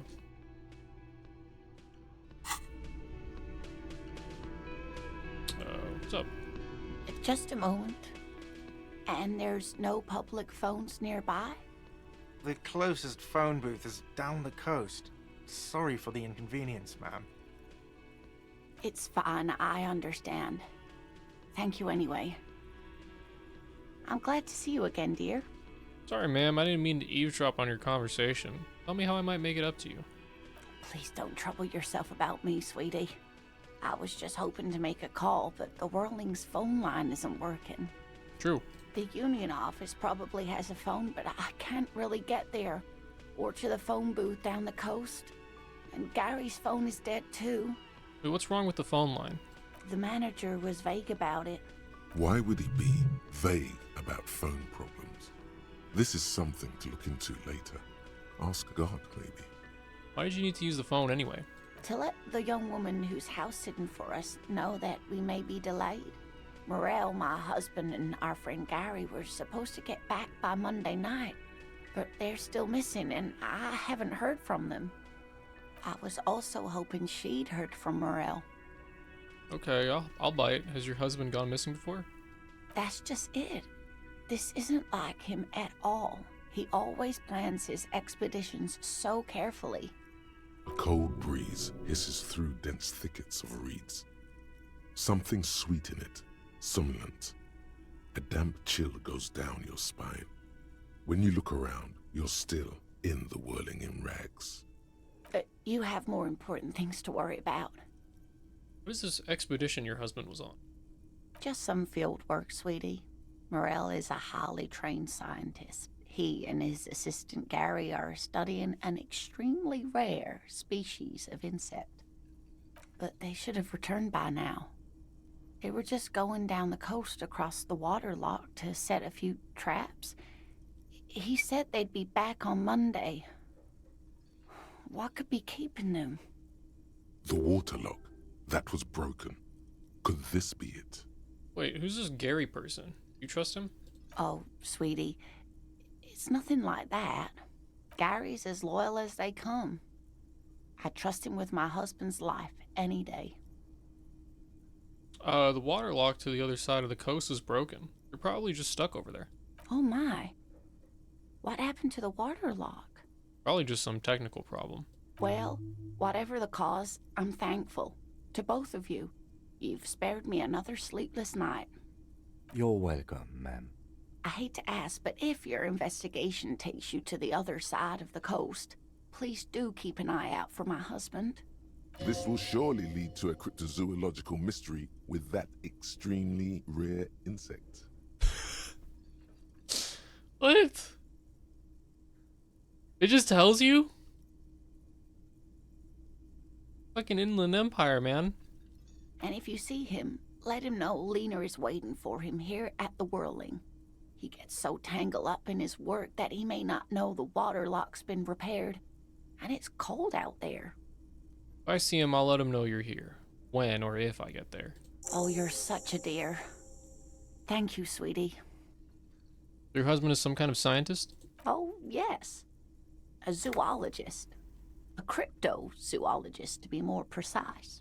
What is cryptozoology? It's a pseudoscience that attempts to legitimize research into mythological beasts and urban legends.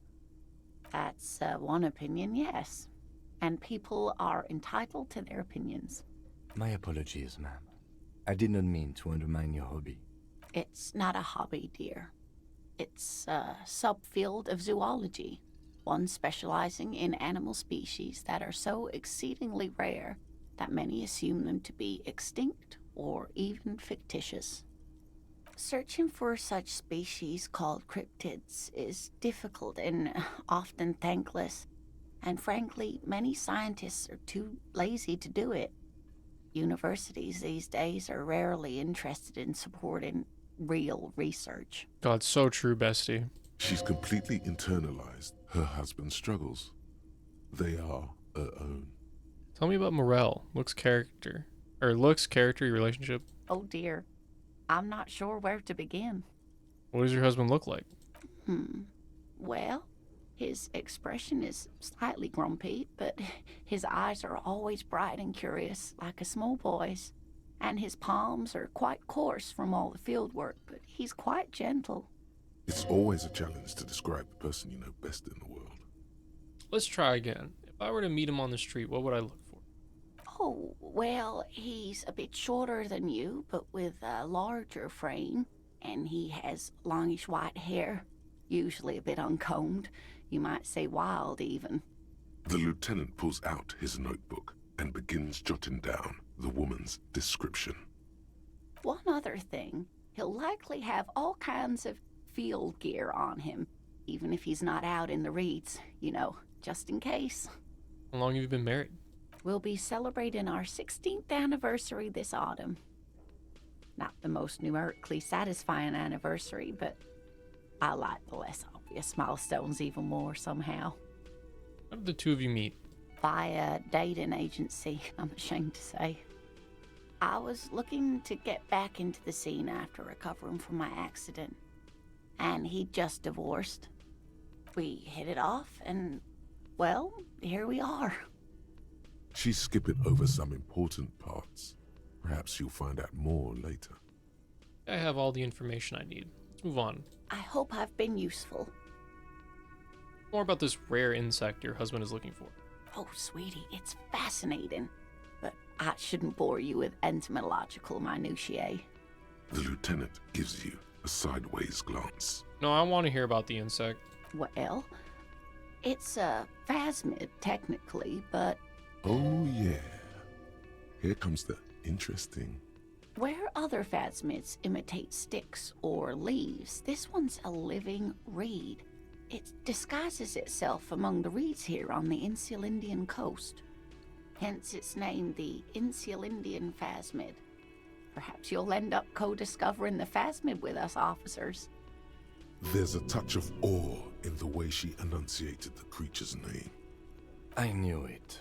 We're gonna be chasing made-up insects with cryptozoologists. It's not made up, officer.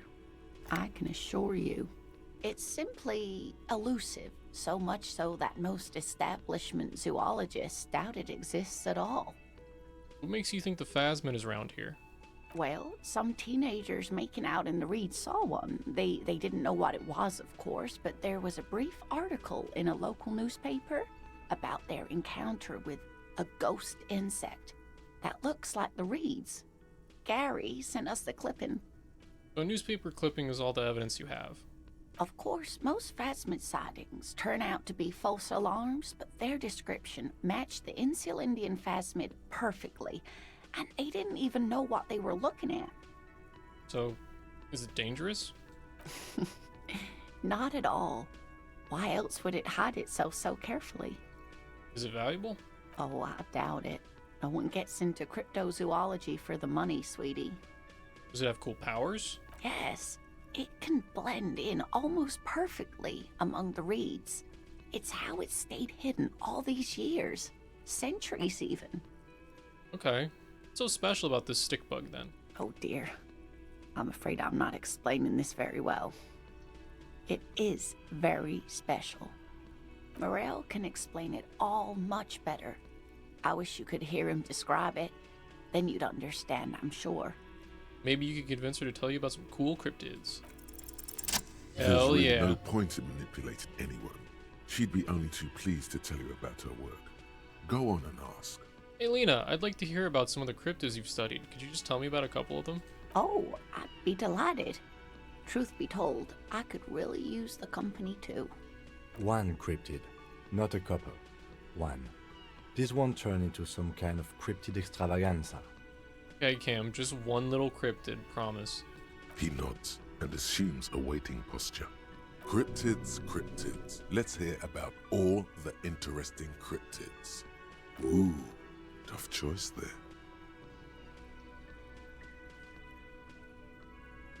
Is that a cryptid on this pen you gave me? Yes. It's the kind green ape. Half war story, half undiscovered species in the genus Homo. War story? Yes, it was reported by soldiers in South Safra during the war. The kind green ape would visit bunkers during the night, healing wounded soldiers with its saliva. Wow, with saliva? Yes, It has amazing healing qualities. Some soldiers reported growing back limbs, regaining their sight. And there was something about an undiscovered subspecies of man? Indeed, there is. It's our closest relative among the cryptids. Same taxonomic family, different genus. Which is to say, the kind green ape is a species with which we share a common ancestor, and that evolved parallel to our own. Just like your partners. Oh no.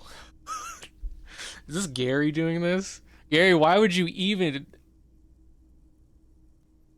Oh, Jesus.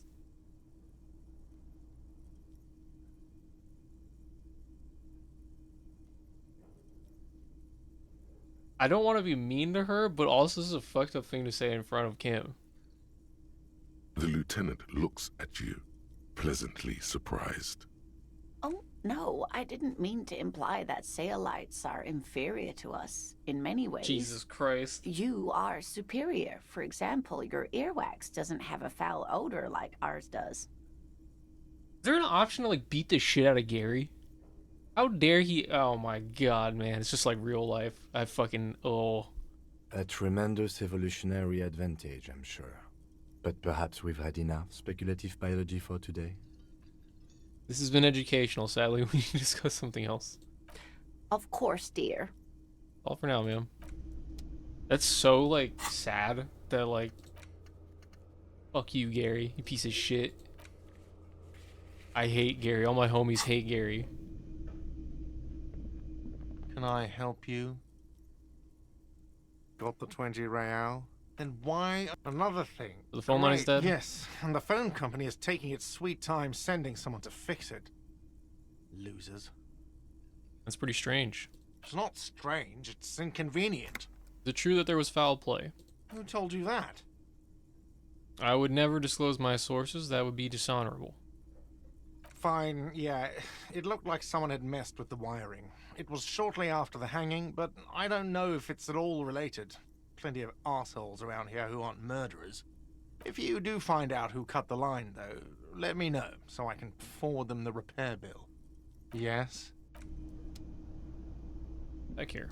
Talk to the union workers later. Tomatoes are so thinly sliced you can see through them.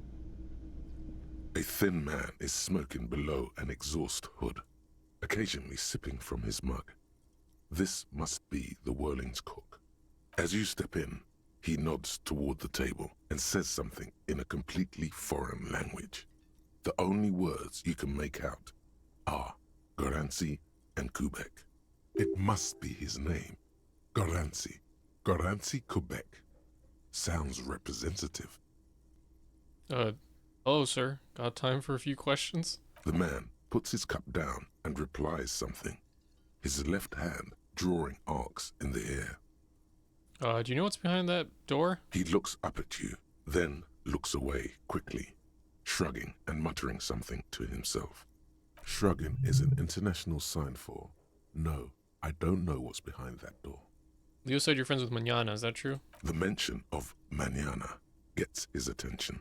He smiles and delivers a whole slew of unfamiliar words and lively gestures. Then he falls silent again. They're friends? What is in that borscht you're making there? The man says a couple of sentences in that strange language of his, and then seems to wait for you to speak. Yes. Borscht need more vodka? Okay, so it's vodka that keeps the men happy and in good spirits. Clever move by the Union. Vodka, boss! Jesus. I love it, Bratan! Turn it the fuck up and then ask for some yourself. Turning it up seems like a dangerous idea, honestly. The place is a powder keg. I'd leave the cooking to you. The cook gives you a long, inspecting look, then shrugs too, and seems to wait for you to speak. You got some impressive pots there. He smiles and bangs his ladle against each of his pots in turn. I don't think I need anything else. Stay masculine. Stay masculine. I'm gonna take this change and then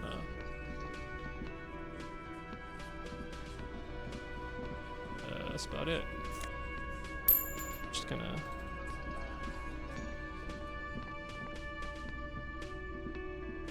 Beanie me. Okay, Tommy, my man. Still here. Stuck in this damn jam, my man. Any What's smokes up? on you? Nope. Don't smoke. Some of the other drivers do, though. There's still a few around, waiting for the jam to disperse. Or waiting for the sweet release of death. Yup, nothing wrong with that statement. Your senses have nothing to add. You left the ask around elsewhere. Guess I'll ask around then. You could also check the kiosk down the street. Frit. With 3 T's. Rebishaw's weird. Seem like a man who knows about drugs. Ah, man. Me and narcotics go way back. Had some good times surfing the psychic waves of my own consciousness, you know? But those days are behind me. There are other addictions in my life now. Why the inquiry, my man? Let me be straight with you. I'm trying to figure out who's smuggling drugs out of Terminal B. We have a credible lead, sir. Someone on this roundabout is waiting for a bulk shipment from the harbor to load it on their lorry and drive it to Jamrock. Not me, man. No way. I don't need any trouble. Shit's bad enough anyway. This jam's got folks up in arms, and I'm afraid it's headed toward a conflagration. Wait, then why are you still hanging around? Gotta guard the stuff. Bosses don't look kindly on missing cargo, and it gives me time to work on my rhymes. Working on these rhymes clearly leads to muscular atrophy. Make sure you don't get hooked on poetry. Who do you think could be conducting the drug trade then? Look, man, I try to stay away from the criminal underbelly of Revachol. I'm a guest here. You really need to find another man to probe with those questions. What do you see in his eyes? Ease into it. Don't go too far. This seems like a personal matter. Man, you look sad. What's going on with you? Hey, Tommy, spill the beans. What's troubling you? Man, nothing's troubling me. Just the usual Lorman tropes and hopes, the road and the rhymes. This jam ain't helping either. That all the beans you got, Tommy? Damn, it really is hard to talk, man to man. Here we go. Your best verse? You don't even have a bad verse in here. Just tumbleweed and liquor stains. Wait, no. What are you doing? She broke me. She fucking broke me. That's brutal, man. But you know, time will... No, stop. He's already mortified. No, Tommy, these are my rhymes. Listen, she fucked me till I bled. That's, In the name of God, what are you doing? Not real, guys. It's not my actual thoughts. It's a poem. Yeah, I get that, and it's cool, but... I will never be the same again. She's always there. Fuck the case. Fuck everything. Total doom. Yeah. I get it. These are your rhymes. They're from your life. Doesn't matter if they're robust, they're honest. So, thanks, man. Yes, and I also thank you for stopping. We have a drug investigation to return to. How about we do that? In his eyes, A hole. an unfamiliar longing. Flecks of brown and gold. Familiar how? It's hard to say. His gaze wanders southwest, down the street that goes beyond the horizon. The road continues for miles, flowing together with other roads, turning into causeways or bridges, ending suddenly in dead ends, or ramping up or down highways. It forms a crisscross pattern across the land. Where does it lead? Above the Jamrock Quarter, in the form of a raised motorway, and then the never-ending sprawl of Forburg, high above buildings, new and old, the air filled with the rumble of motor engines. Further. To the old south, to the farthest outskirts of Revachol, through the checkered fields of farmland, upstream to the river Esperance, past Montmartin, the border approaches. What's beyond the border? You cannot see. It's out of the city. Up ahead, the mist blocks all sight. A gale blows across your cheeks. It is cold. Before you stands a tall lorry driver with sad eyes. What's in the southwest? Excuse me? Oh, I get longing. I've felt something similar since I woke up. Man, I don't know what to say. not much anyone can do. There's no helping in absence, you know. I miss my family. They're all I have. My wife, second kid on the way, waiting all the way in Diora. And here I am stuck in this shit, so far from home. Diora? Diora of the Seven Seas. It's on the other end of Le Caillou, pretty much, on another island called Laurentide, off mainland. We've got a little place there. Can almost hear my kid laugh when it snows. What's it like to miss someone? What's it like? Good. And bad. An ache that brings you joy. True. I think of them a lot. I dream up these silly scenarios in great detail of living with them. It comforts me. What about you, Cop Man? You missing someone? Is that what it is? This feeling? No, it's scarier than that. You're pursued by a hunter, smelling of apricots and sorrow, and the past. I miss someone, but I don't know who it is. I feel for you, my friend. It's bad enough to know who you miss. Missing like that doesn't feel like it has much of an upside. But, thanks for this. It's nice to talk to someone, and I know it wasn't easy to ask. I hope you find your way through your own troubles. Nice guy, Tommy.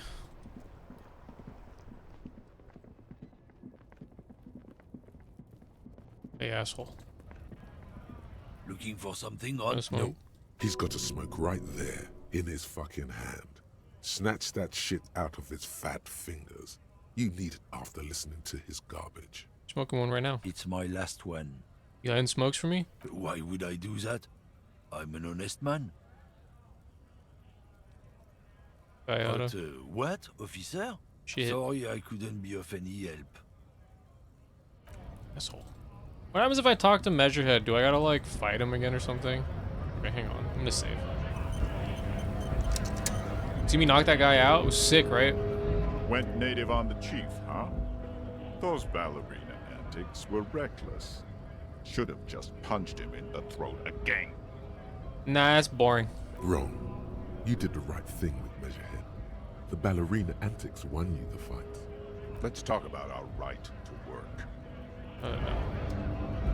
Mañana, my man. Knocked him out good. Like the Flying Desperado. Who or what is a Flying Desperado? It's that really cool Flying Desperado spin kick you did, Boyadero. Often performed by the most hard-bodied boyaderos on the steps. It was nothing. So, what's on your mind this time? Well, no other new dialogues with you, so nothing. What's up, man? Do not presume this has drastically altered our race dynamic. I knocked you out like a god of martial arts. True. I said nothing about our personal dynamic. That has altered a little. Why are you not with the Hardy Boys? I am not the first line of defense. I am the last. In addition, these so-called Hardy Boys are an effeminate clique of bodybuilders.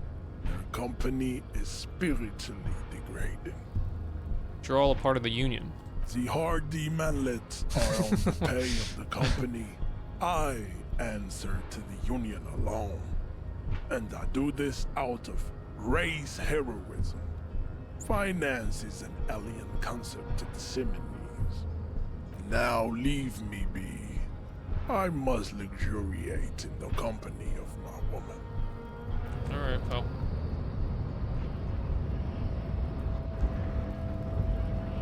Alright, let's go talk to Everard.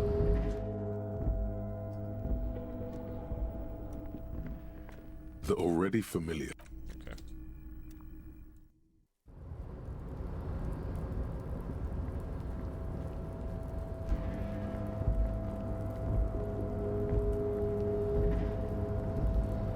Can I do anything with that box now? Maybe?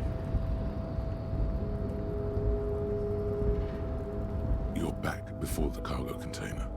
Its drawer has not lessened since. Why are you even trying to open a door with rhetoric? Because getting physical wasn't an option. Because what wasn't an option? Using my body over my wits. Now is not the time to get philosophical, detective. You can do that after hours. Damn it.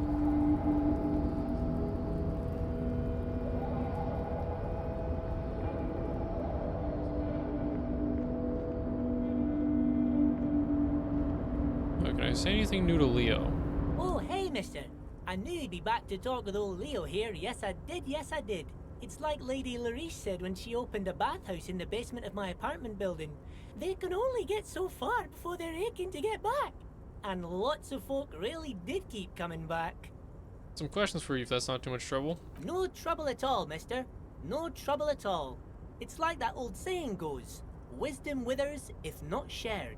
And old Leo is always up for sharing. Nice. Love Leo. But I don't have anything else to say.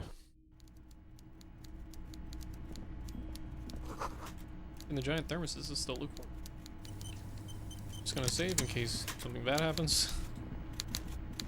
Alright, you piece of shit. Before you is a walrus of a man seated behind a large Why did he just desk. finger guns? He looks up from his work, not the least bit surprised to see you.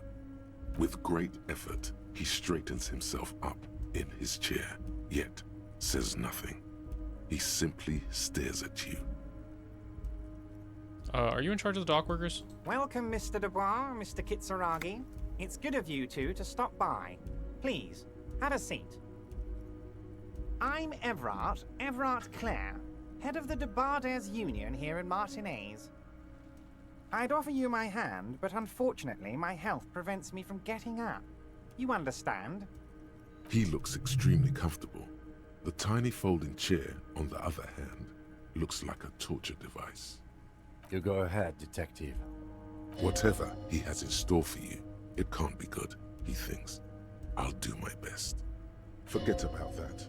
What's with this Dubois stuff? You're getting some seriously bad vibes from that name.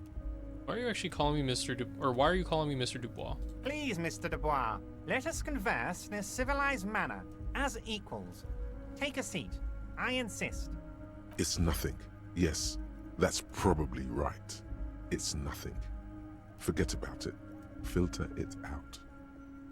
Excellent, Mr. Dubois. I can see that you're a reasonable man, and reasonable men can be of great use to one another. Try to wink back. So tell me, how can the head of the Debarders Union help a representative of the Revachol Citizens Militia today? The chair you're sitting on has got to be the most uncomfortable chair in the world. It's violating your backside. Oh, by the way, I heard you got a rather rude reception from a certain Lawrence Gart. Some people have no manners, it pains me to say. This should take care of that nonsense. It should be sufficient to cover your expenses for a few days and patch over your differences with a cafeteria manager. Go ahead, take it. Hey, that's 25 real. That's good money. Think of all the stuff you could. But you know Gart? Yes, I know Lawrence. He's a real character. No union man in him. A real piece of work, that boy is. Man, I don't really like him. I know he's like communist and everything. He's an asshole though. Oh, but I need the money.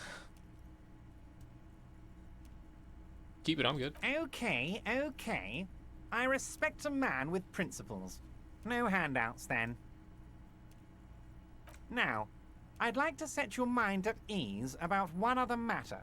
Your lost gun. Let me assure you, Union people are on it as we speak. I've got my best hounds looking for that lost gun. His slug-like lips move, but all you hear is an echo. Lost gun, lost gun, lost gun. The world is swallowed by a black hole of fear. Only two words escape its gravitational pull. Lost and gun. What do you know about my lost gun? I know everything, Harry. Right now, I know that you're worried. Don't be worried. Everything's going to be all right. It's not like you left it loaded. you didn't lose a loaded gun. Local children aren't out there playing with it right now, pointing it into their own mouths. It's in a safe place. I just know it. I have a feeling everything's going to be all right. Kim? Kim? Officer, we will deal with this later. We don't need Mr. Clare's help with this. I wouldn't be so sure about that. The chair is killing you. God, you're sweating. Your knee is jerking. You're about to cry, aren't you? You're about to cry because you lost your gun and those children are gonna shoot themselves with it. Those poor children. So what, make you cry too? You want to cry? God, you're weak. Whatever you do, don't cry. He'll think you're disgusting. Mr. Dubois, you don't look so good. What is this, Mr. Dubois? He keeps repeating. What is he trying to pull here? You need to cool the fuck down. Chill. Mr. Dubois! Mr. Dubois! Harry!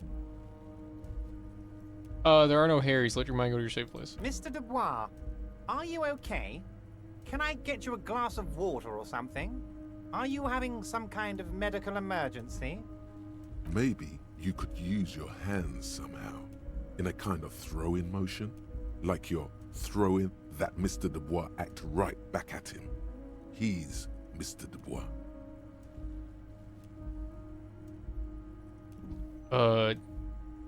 Oh yeah, man, I'm fucking great. Don't be dramatic. I can see your condition isn't terminal. What an odd demonstration of... you got me, Harry. I don't even know what. As entertaining as it was, I'm afraid we're wasting our time. And I'm an extremely busy man, as I'm sure you are too. Okay, enough. We are here to ask you some questions pertaining to a murder investigation. Quick, here's your window. Get yourself together and ask him questions. Police officer questions. It is about time to stop embarrassing yourself. Questions will help you regain some of your lost dignity. I'm told the union is involved in the local drug trade. What? Harry, how could you say that to me? You know I appreciate a joke as much as any Johnny Fat Guy, but I can't take slander. Are you actually investigating this? No, I'm not. You've hurt me, Harry. Me, a friend. But you know what? And gets over it in 2 seconds. Seems like it didn't really hurt him. I trust you, like I trust all my friends. And I know you'll never talk to me about this again, because you don't want to wound me. So do what you want, and let's change the subject. Thank you for your understanding. We will continue to do what we must. You too, Lieutenant. You know, I like you, but you never were my favorite. I'm a Harry guy. I'm Team Harry. Hell yeah, it's Team Harry. Did we have anything else to do here, Harry? Aren't you going to ask me how I got in? Am I going to ask? Hell, Harry. You spin-kicked my strongest man in the face. I saw it from my window. Hell yeah, you did. Would you ask a man like that how he got into your container yard? I understand. I am a terrifying death machine. Don't worry, Harry. Between you and me, I'm not a huge fan of his race thing. But the Union did not get where we are today by frowning on eccentricity. Anyway, I assure you, I am a very well-informed man. Information reaches me before I even get the chance to request it. You called me Mr. Dubois. Why? Of course. Let us dispatch with the formalities. You call me Everard, I call you Harry. That's what the hanged corpse called you. Harry. That's really my name? My God, so it's true. I didn't want to believe it, but you are a fantastic science fiction amnesiac cop, aren't you? What are the odds of that? I think the odds of that are very low. My memory's fine. I'm just testing you. So good to hear that, Harry. Apparently my sources were wrong. However, if you did have a spot of memory trouble, I could help you out. With my big fat folder. What? Are you trying to tell me you've gotten hold of some of our documents? Mr. Kitsuragi, would you mind? Me and Harry are talking about his lost identity right now. Let's get this straight. What is my full name? It's Harry. Harry Dubois. You feel like a Dubois. But you don't feel like a Harry. Strange. Like a Dubois, but not quite like a Harry. Something longer. Sure, okay. You're Harold. Harmon. Haroldamus? But that's not what the record says. The record says Harry Dubois, a real man's name. Mr. Kitsuragi doesn't seem even slightly empathetic to your memory loss, Harry. I, however, wish to help you any way I can. Do you think about my family? Do I have a wife or kids or... Family? Harry, you're not a family man. There's not one peep of family in here. Unless you think you're a family man. Do you strike yourself as a family man, Harry? I think I do. I'd be a wonderful father. Well, yes. I'm sure you're going to make one little boy or a girl very happy and proud one day, Harry. Hell yeah. What kind of a cop does it say I am? Harry, you're not simply a cop, you're a star. A bright shining star in the drab law enforcement sky, outshining all other stars. You're a superstar. That's what I like about you, Everard. You get me. Of course I do, Harry. And I'm gonna help you shine. I'm gonna put you on all the big stages. Your name in giant neon letters. Harry Dubois. The giant neon sign reading Harry Dubois, hanging from the Cavalson crane, can be seen all the way to Jamrock. Hell yeah. Somewhere in Mirova, a beautiful woman sees the bright glow on the horizon and says to herself, "Oh my God, I shouldn't have left him." Well, that's kind of depressing. Where'd you get that folder? Ah, this? My friends in your organization gave it to me, Harry. I find that very suspicious. May I have a look? I'm afraid this is meant for Union eyes only, Mr. Kitsuragi. I'm sure you understand. Please continue, Harry. Everard's large hands are covering the folder, but the look on his face says, "I know everything about you, Harry." I've got nothing to hide. Oh, Harry. Oh, wow. I'm sure it's not that bad. At worst, he has an old RCM folder, and I very much doubt even that. So how about it, Harry? You need assistance, I presume? Of course, Harry, of course. Let's hear it. Of course, Harry, of You course. only get a dead body down from a tree. Let's not link. You might have noticed there's one hanging on a tree behind the hostel cafeteria. Oh my. Don't take this question personally, but why would I get involved in this matter? Mr. Clare, the man was hanged with a cargo belt. A steel-reinforced cargo belt. It's safe to assume the Union had something to do with the murder. Besides, getting the body down would benefit all of us. It's a stain on the neighborhood. You are a community leader. Help your community out. I can certainly see how having him up there might start affecting some real estate values. But of course, all joking aside, I am going to help you. Jean-Luc, the cop who bested you in physical combat is here, and he has a little dead body in a tree problem. Namely, he needs it to be taken down. Please extend him this courtesy. You can find Luke down at the gates, but you already knew that. Anyway, he's going to help you, now that he's back on his feet. Let's talk about my lost gun. Yes, your lost gun. My best men are on it. They're turning every stone, searching every playground, asking kids, grandmas, everyone. Great. Your gun will be found, Harry. Let me assure you of that. It's just a matter of time and effort. Oh boy. The only way to find it seems to be working with him. He might even be holding your gun hostage. Does this mean if I do things for you, I will get my gun back? Damn it, Harry. That's exactly what it means. I'm only kidding, of course. He is not. Of course. I understand. We help you, you help us. I want to talk about the hanging. Oh, of course. That's your main thing here. That's why you're in Martinez. I know everything that goes on around here, and I would love to help you, like I'm helping you with the body and your lost gun. Jesus. I mean, it's no secret that the lynching is connected to the strike. So much to talk about. Honestly, it's been weighing on me so heavily. I understand you need to interview me. I sense there's a but. But there's a thing that's been keeping me up at night. I want to talk about the hanging. I mean, If we could just calmly talk, exchange information, we could blow this thing wide open. Yes, that sounds good. Let's do that.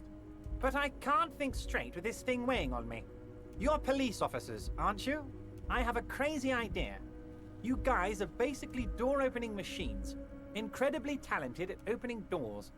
I've opened a few doors in my life. And I'm sure you're going to open this one with flying colors, Harry. This really is very simple, and there's nothing shady about it. Does this jiggling ooze Jesus. think he's going to use you? He's got another thing coming. Play his game, son, with your eyes peeled.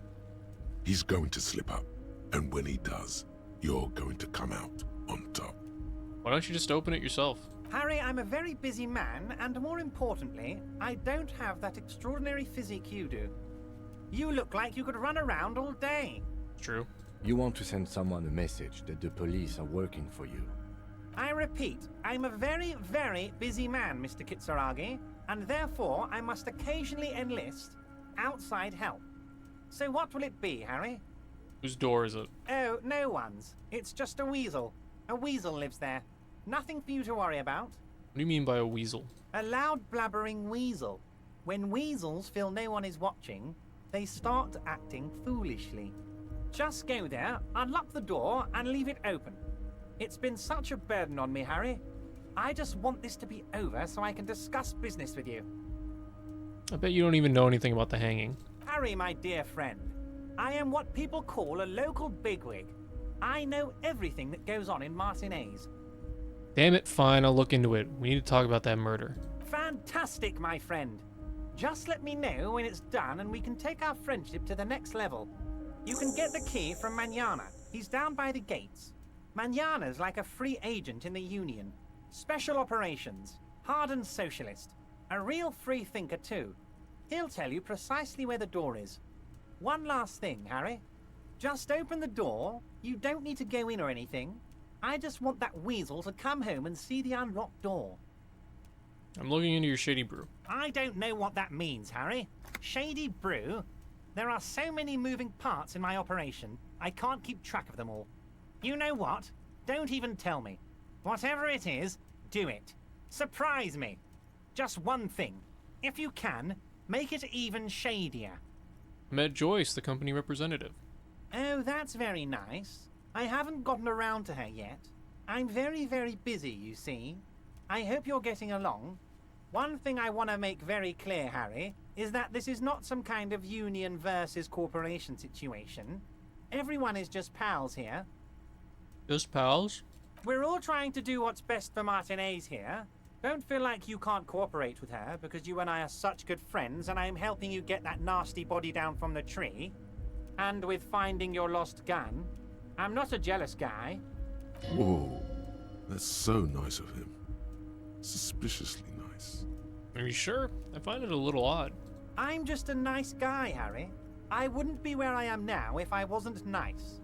Politics is all about emotions, and I want you to have positive emotions when you think of me. Mr. Everart's helping me find my gun. Okay then, positive emotions it is. You like positive emotions. I do. What happened to the previous negotiator, Mr. Gomon? What do you mean, Harry? Nothing. I let him go. He made concessions for the company in previous negotiations. Why would you let an ally like that go? He's an old man, Harry. I wanted him to spend more time with his family. God knows how long he's got left. You called him a midget. Harry, I have little people in my organization. I would never call someone a midget. What is this? Honestly, I'm beginning to think you're a midget, Harry. Jesus. I'm only kidding, Harry. You're not a midget. No one is. We're pals. It's hard to say if he really lost his temper, or if this is another one of his tricks. This man almost never angers visibly. Joyce said the previous union leader vanished under suspicious circumstances. Vanished? Harry, the woman left her casserole in the oven and couldn't make it here in time for the voting. Oh, did I leave my casserole on? Better go home and check. The election can wait. When she got back, the whole thing was over. Everard, Joyce seems to think the union is lowballing her. Yes, yes. Low balling, of course. This isn't a casino, Harry. Real people, real livelihoods are at stake here. But everything's a casino for those rich types. True. His expression makes it clear. This is childish and irresponsible behavior. Why haven't you let her in to see you? If she actually wants to see me, she will find a way. Any good negotiator would. And I just don't have anything to discuss with a bad negotiator. He doesn't want to see her. It's as simple as that. Of course, Harry. Let me just assure you one more time. It's perfectly okay to share anything we discuss here with this Joyce. This is a completely transparent organization.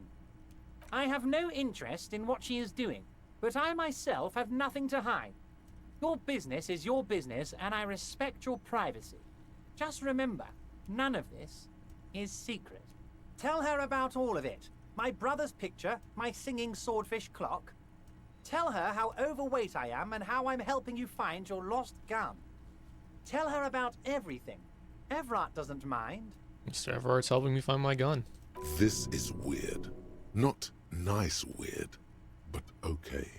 What's in the container that's outside your office? My dear Harry, there are literally millions of containers in this harbor. I couldn't possibly remember what's in all of them. There's something special about it. It was attached to the Kowalson crane. Harry, you smooth-talking son of a bitch. Time is a precious resource, and I don't have enough of it to count containers with you. Smooth talking. Maybe that's the way to go about opening the container. You should at least try convincing it. Wait. You need this to get in and out through the gate. Great. Wouldn't want to get stuck in here. Here. You're one of us now. A real red and white union man. Take care, Harry. Oh. Open door, get body down. Sick.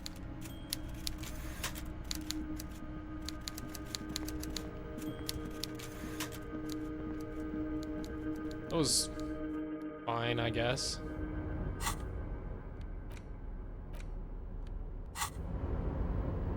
Anything, Kim? Yes. I tried talking to the fucking crate again.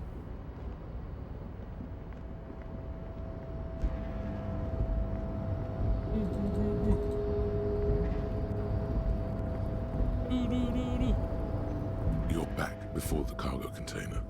Its drawer has not lessened since you were In the last world here. for 2 days. If anything, I'm never opening this door. My rhetoric is fucked.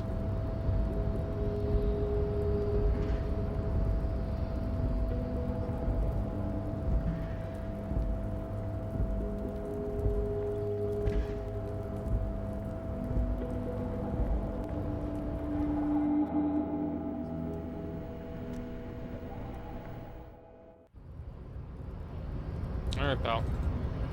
Fucking body down. Your race descent has temporarily halted, but you will fall again. Bard told you to help us get the body down from the tree. So it was. You bested me in race combat to reach my superior, then had him give me an order. I salute your cunning, enemy. Jesus. I will go and remove the body from the tree with my bare hands. You're so noble, Measurehead. But while I am gone, someone must stand guard on the bridge. That someone needs to be you. Both of you. Lieutenant, what if we don't want to do that? This is the uncomfortable result of not taking it down ourselves. I can live with a compromise. Listen to your little friend. He is wise in his childlike way.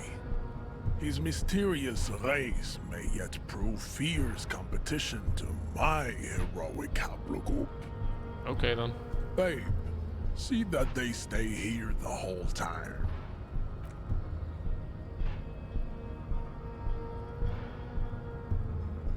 Look at that swagger. He kind of caked up, too.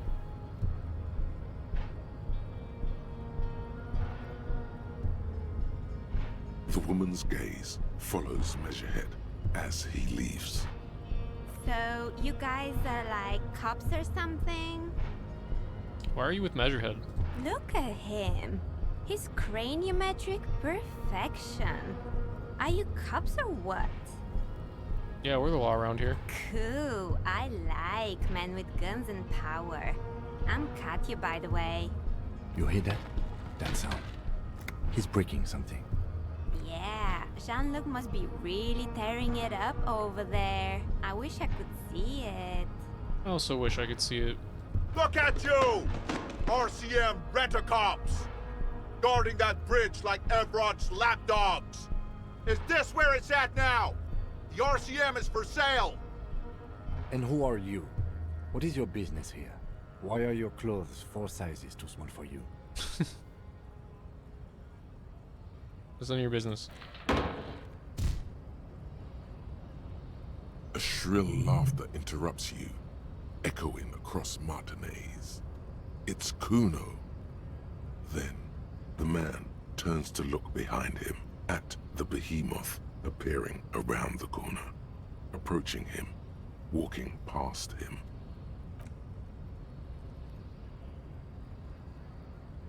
And look who's back.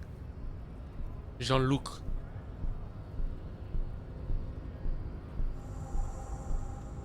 The corpse has been removed from the tree. Stand down and congratulate yourself. You have sided with Ray's victory today. There's been no side choosing. We did what we had to keep order. And what you had to do was to become a Union man for all to see. I mean, he's not wrong.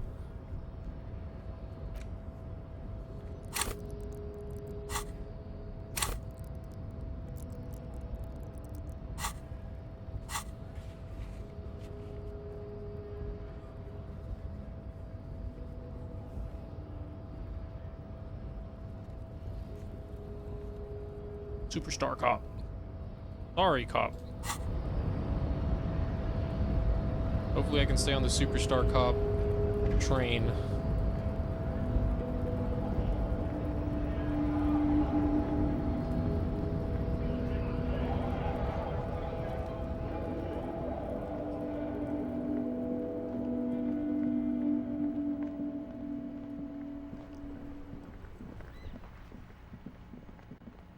Alright. Got this motherfucker down.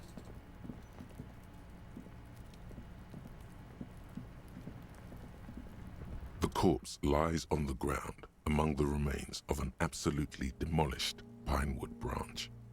It's gently laid on one side. Beautiful. Mr. Measurehead has done a good job. Nothing is too broken or compromised.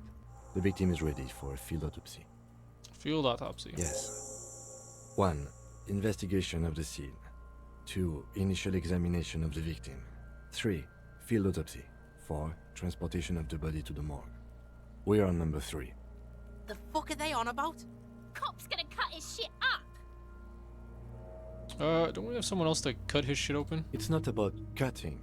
And no, you and I are detectives. The honorary rank of detective signifies our ability to handle the entire incident chain, from autopsy to cleanup to social work. Wait, honorary detective? Rank of detective? An honor and a burden attached to your rank once you've proven yourself able. Usually after 5 to 8 years of field work. Mine is Lieutenant Detective. Yes, I feel like a detective. You are. Your station would not have assigned you on this case if you weren't. Now... The lieutenant adjusts his glasses and takes a deep breath. What checks we gotta do?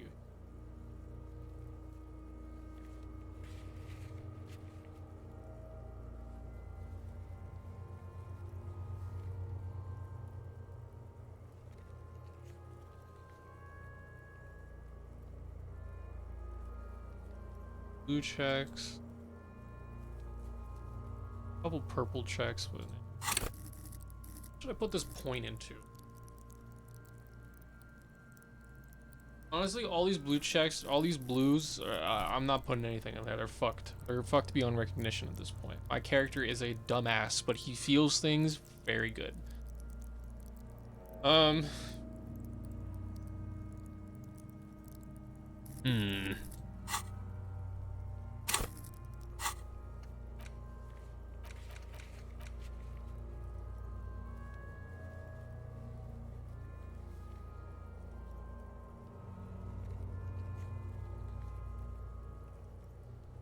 I mean, I feel like I should put some yellow in. Oh, yellow's also fucked, but composure's got some shit in it.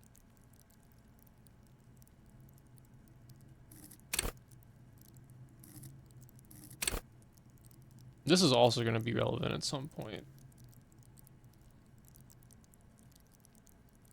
I'll just do composure for now. First, what exactly is a field autopsy? Come on, officer. You know what a field autopsy is. You've done 100 of them. Let's get in there. There truly is a time for everything, even for yellow gardening gloves. However, they are lacking hygienically. I suggest you get in there in limited capacity. Alright. I'll ask you when I need you to. For the most part, maybe I should handle the contact and you take notes? We just fill this in, right? That's right. You knew it because you inspected your ledger. The lieutenant is relieved you know the protocol. Open your ledger at the field autopsy form. The dead man stares in silence as you crack open the ledger. The bright red paper is covered in boxes and lists, describing the condition of his skin and organs in 3 parts. Above those, an 11-field info form needs filling out first. It begins with 1. Assistant. That's you. Right, Harry Dubois. The corpse is indifferent to your scribblings, just lies there. The next box says 2. Coroner's case number. KK57-0803.0815. Write it down. Next. 3. Name. NA. Next. 4. Date of birth. NA. 5. Age. Roughly 50. Right. The corpse looks ageless, like meat on a hook. 6. Race. Mondial. Write it down. The pudgy mess of curdled meat looks neither mondial nor anything other. 7. Sex. Fucky, fucky! Male. Pigs can have sex! Right, fucky male. Nor does he look male, with his pregnant belly and indistinguishable face. 8. Date of death. We're still going with March 4th. 51. Right, 040351. What else? 9. Body identified by is non-applicable. 10. Case number is the same as the coroner's case. KK 57 0503 0815 listens motionless, with the cargo belt still around his neck. Only 1 box remains. 11. Evidence of treatment. None. At least not after the initial examination. A strange word. Treatment. What exactly is treatment, anyway? Interfering with the body's position or wounds post-mortem.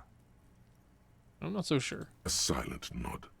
The lieutenant places his gloved hand on the corpse's chest, as if in preparation. Your central nervous system recognizes this gesture. It's the stations of the breath.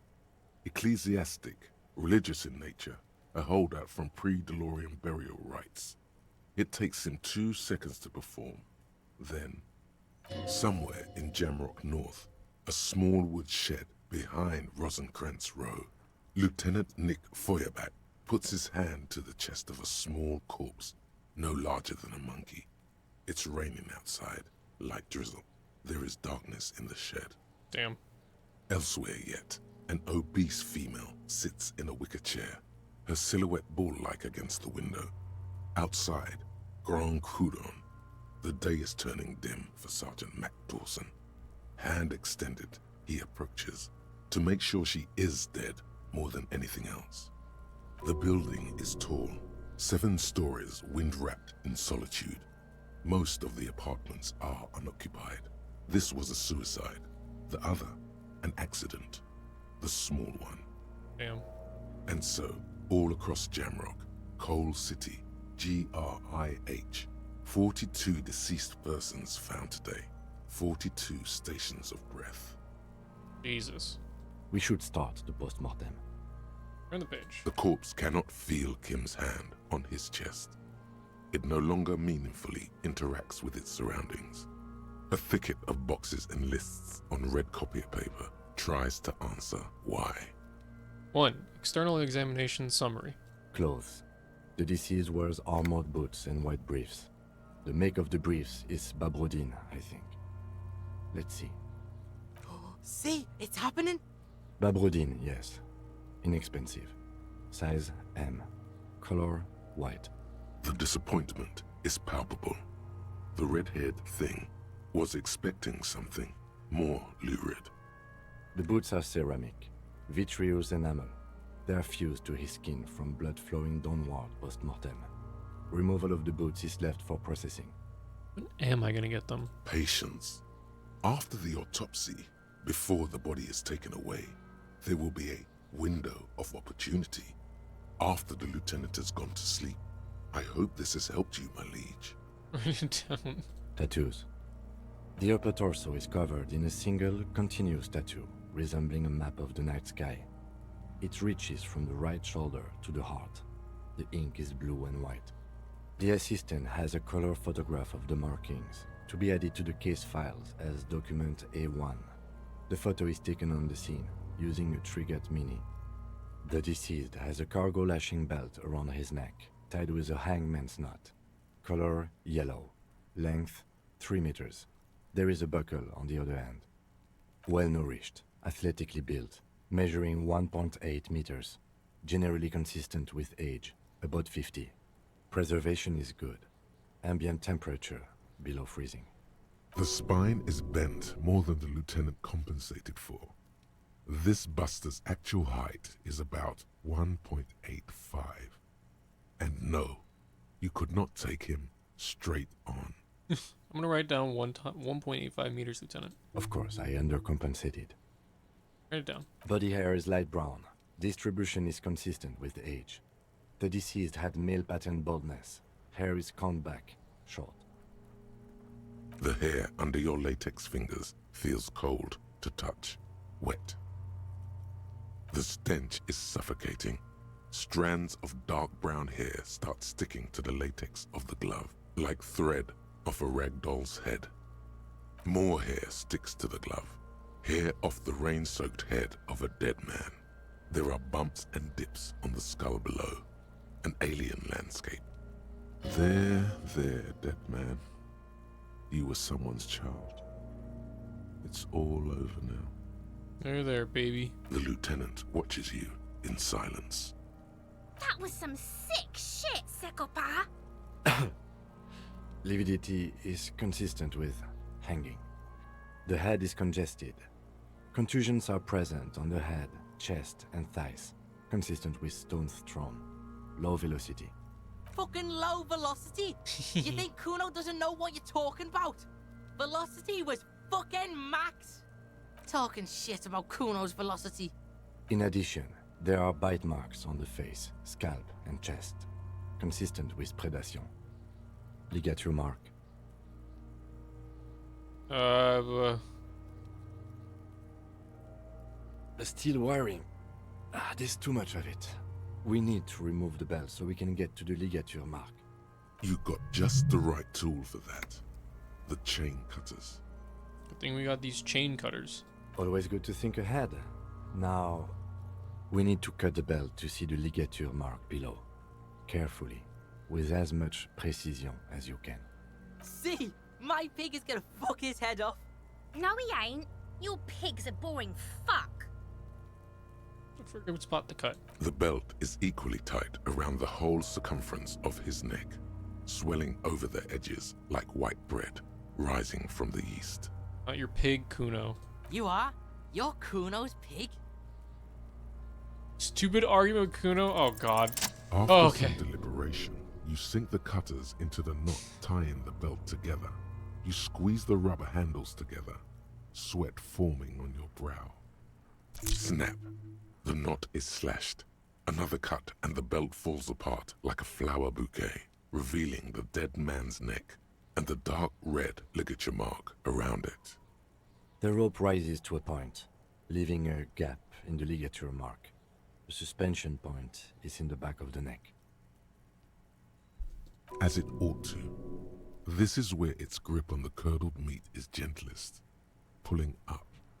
Hemorrhaging is observed on the skin, above and below the ligature mark. The mark is well pronounced, consistent with a drop from 1 or 1.5 meters. Chest is intact, normal contour. Abdomen is protuberant, pelvis intact, genitalia... No! Let's get out and see! I fucking knew it! This is clearly what they've been waiting for, ever since the autopsy began. The lieutenant is trying to make it as boring as possible. Genitalia is male and unremarkable. No evidence of injury. The dead man's penis is average-sized, congested from the downward collection of blood. The testicles are uneven in length, hanging underneath. The genitalia is greenish. Marbling is present around the crotch. You should touch it. Doesn't feel like anything. A cold spot under your gardening gloves. Unremarkable and unalive. My pig's so fucking ill right now. Oh, your pig's pretty sick, I gotta say. Back is symmetrical and intact. Upper and lower extremities are intact, but asymmetrical. There are all combat injuries on the right hand, thigh, and hip. Bullets have bitten little pieces out of him. It must have been excruciating, especially the hip. Before you is a temple of pain that knew little tenderness in life. In addition, Damn, I see crazy smaller line. residual scars, too numerous to count, covering about 30% of his skin. This is the body of a soldier, mercenary. We have a real museum here. Of battles, wars. Last item, hands. His flesh is cold, icy. Pleased to meet you. Where are you from and what's your name? Name is... I'm only fucking with you. I know where you're from. From Cappadocia. And your name is Il Corbo. What can I do you for, Il Corbo de Cappadocia? Pleasure's all mine. Tell me, are you a temple of pain and a stranger to tenderness? You get me, Kobo. I feel like you were once for tenderness and kisses yourself, but then shit went south and now you're ahead of even me on the pain front. We should do this more often. Be close like this, I mean. Hands are clean. No sign of injury from struggling. Were you expecting any? I was. Maybe I'm just not seeing them. Honestly, this stench is making it hard for me to think at the moment. Ooh. That's all for the external. Well done. What next? 2. Internal examination. Summary. Central nervous system. I have nothing. Do you have anything on this man's central nervous system? You don't even have a joke. Nope. Musculoskeletal. Purge fluid is coming from the mouth. Not injury related. Eyes and tongue protuberant. Hyoid bone. Let's see. With his eyes almost closed, the lieutenant puts his hand on the dead man's throat and begins to massage it, gently. A rotting smell erupts from the mouth. Purge fluid runs down his lips, black and viscous. Yeah, jack that fucker off! The hyoid bone is fractured. The rest of the musculoskeletal system is intact. Unremarkable. Respiratory system. Back. Okay. He's really doing it. The dead man's teeth cut into his gloved hands. Oral cavity shows no lesions. The victim has received dental implants, possibly after a combat wound. Mouth swollen, hemorrhaging present in mucosa of the lips and mouth. From here, it looks as though the clown-faced man is screaming. The tendons of his jaw are torn apart. Hyoid ripped from the force of the lieutenant's hands. No scream, no sigh of relief rises from the darkness inside. It's humid there. Sickly sweet air, unlike anything living.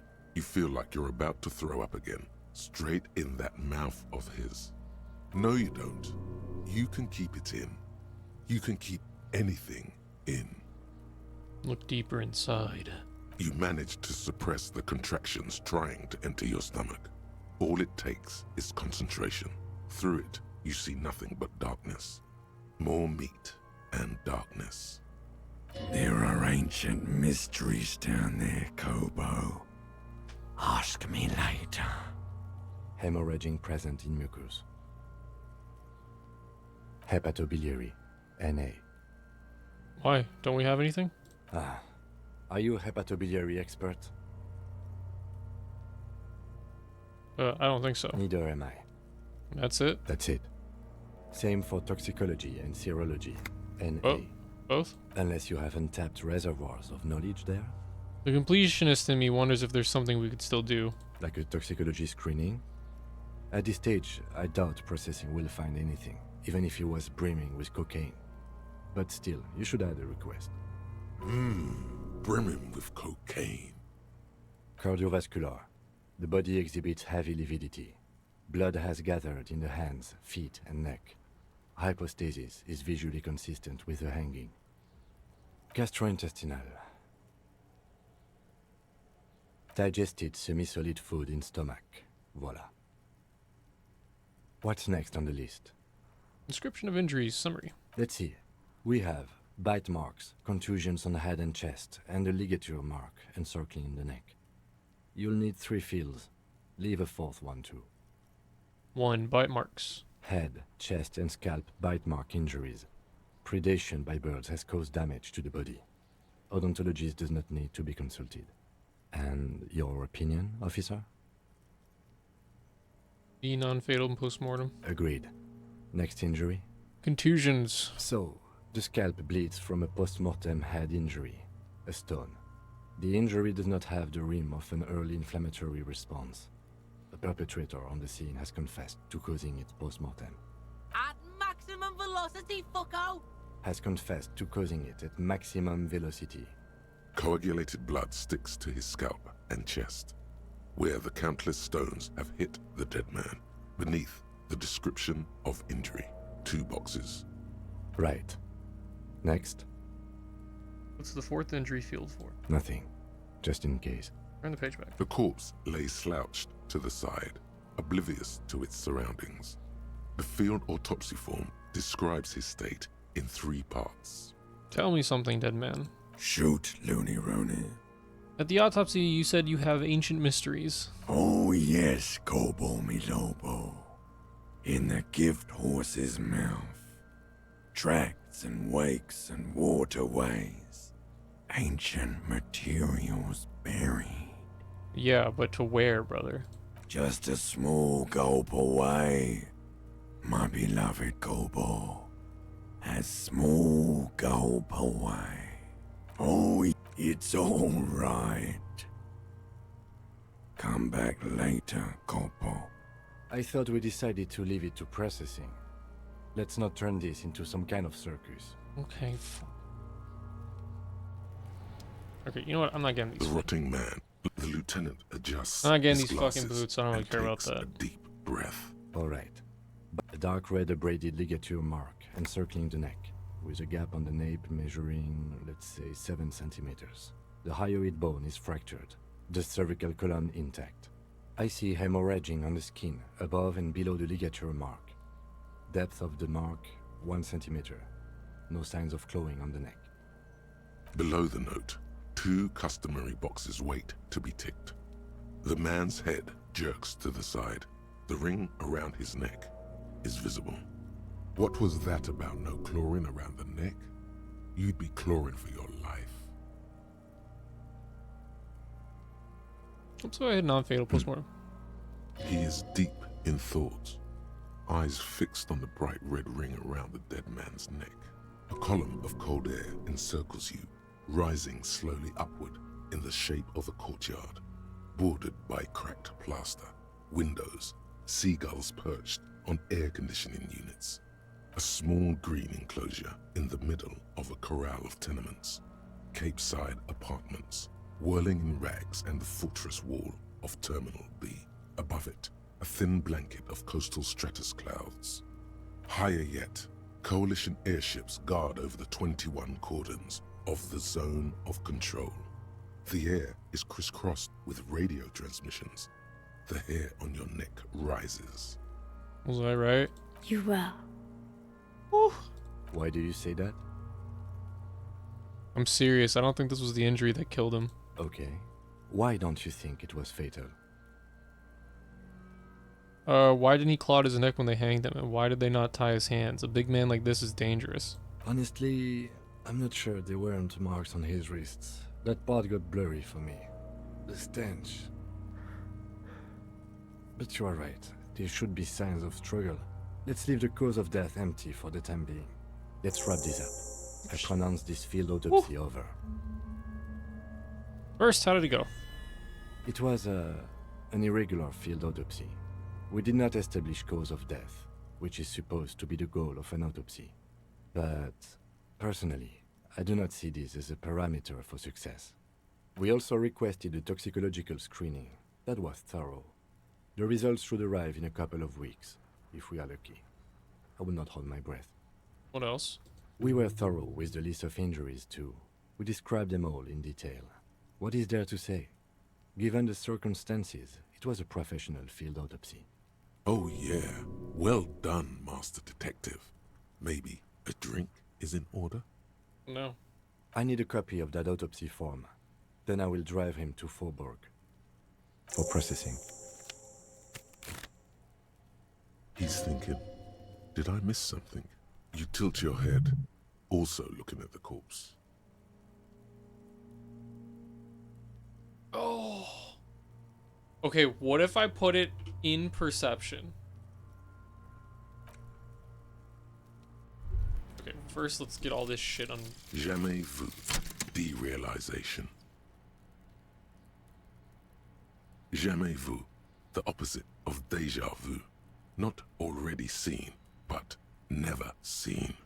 Everything that should be familiar appears strange and new, like some half-forgotten day in your childhood. Only now. That's the feeling you've been having. And for who knows how long. You should go and ask Joyce Messier about this. What world are we in? This is a fundamental question.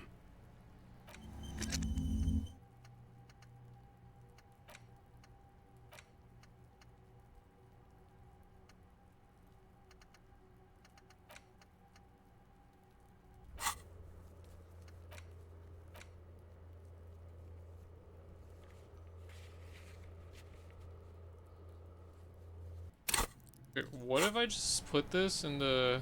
The man is... The lieutenant adjusts his glasses You're facing the wrong way. and takes a Perception.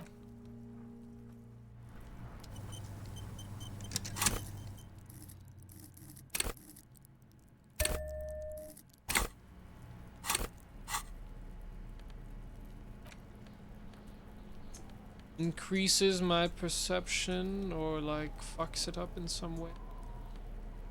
Oh.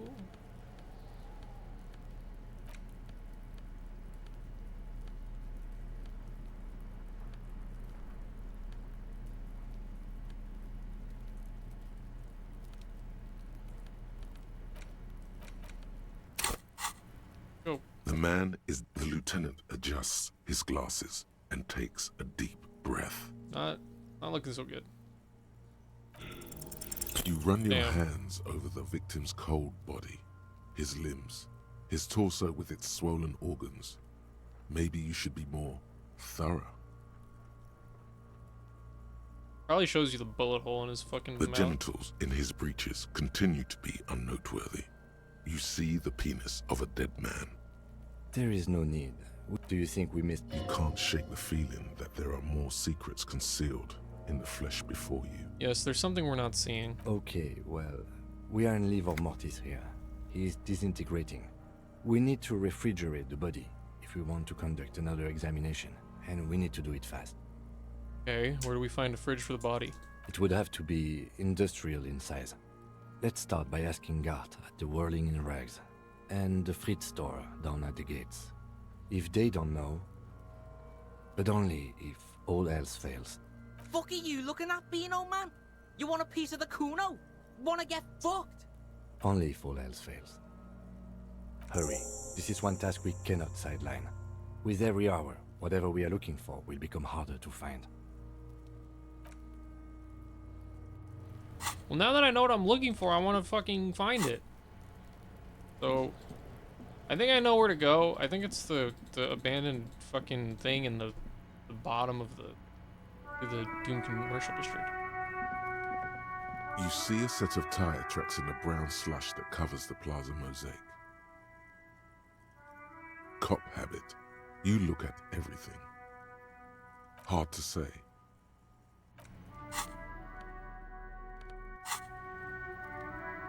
You see a set of tire tracks. No. Damn. These tracks are not interesting at all. Let the street sweeper just sweep them away. Cart. What you got for me? You want to let me store a body in here?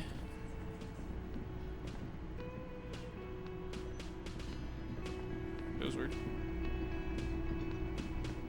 Can I help you? Yes, yes. For the dead body.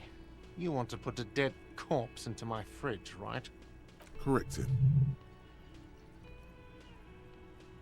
How'd you know? Because you haven't taken it away yet, and it must be stinking hard about now. Well, you're not putting it here. Rest assured. I'm not even gonna ask why, you're just gonna say something mean. This is a culinary establishment, not a morgue. You don't have to ask me why you can't store a dead body in my kitchen. It would only be for... Lieutenant, you too? You're asking too? No. The answer is no. I will not turn this place into some kind of macabre circus. Let's go talk to the frit clerk. I know where to go.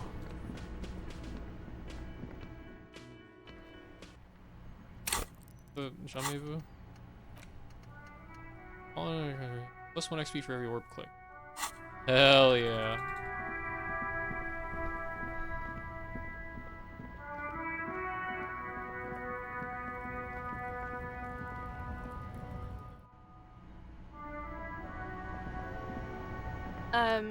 Is this about the questions again? Because a warehouse? I don't know. Maybe. I don't really care what Frit does. Come on, give me something to work with here. She looks up from under her brow. Fine. Frit doesn't have a warehouse. Just a little back room here. Okay? You have a fridge? Mm-hmm. Right behind you. I need to store a corpse there. You're joking, right? Never mind, it would never fit. Yeah. Super funny. Okay, I know where to go. We gotta speedrun this though. Flashlight.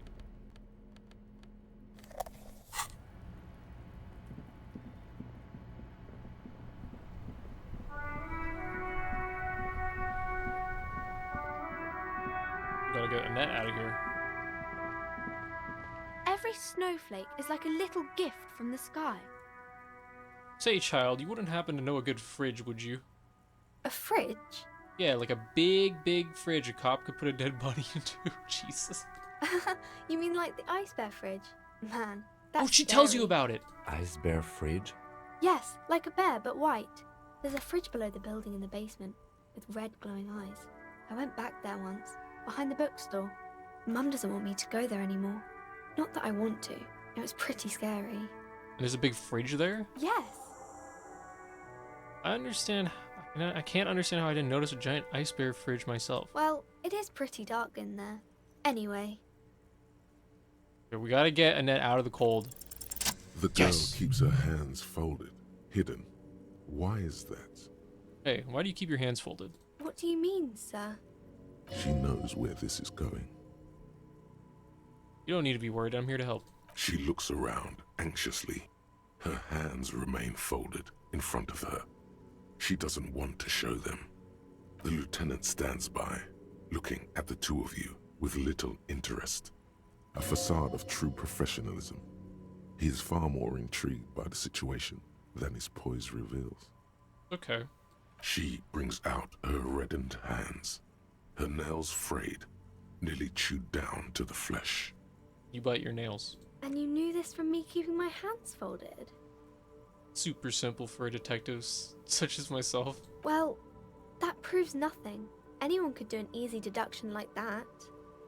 She actually is impressed. This is more like a defensive reflex. Want more? Bet I can figure out why you bite your nails. I got a few reasons in mind. She nods, half provocative, half enthusiastic. You're uptight because of your mother and the pressure she's putting on you. Maybe so, sir. Okay, I know it's a bad habit, and I shouldn't. I hope this entertained you. It was okay, sir. There's more that can be achieved here. Ask her to do the same. Think so? Fine, do better. Do something about me. You're quite sober. The lieutenant does not flinch at the comment. He does not flinch even a single bit. He is intensely not flinching. It takes effort. I love this game. Wait, how do you know I'm usually not? Because you usually aren't. And I'm having a grand time. I sure hope you are, sir. There she stands, swaying on her feet, assaulted by the early spring breeze. She smiles at you. The whole situation suddenly feels familiar, somehow. Do I have anything that fucks with my suggestion? I have things that will fuck with my suggestion.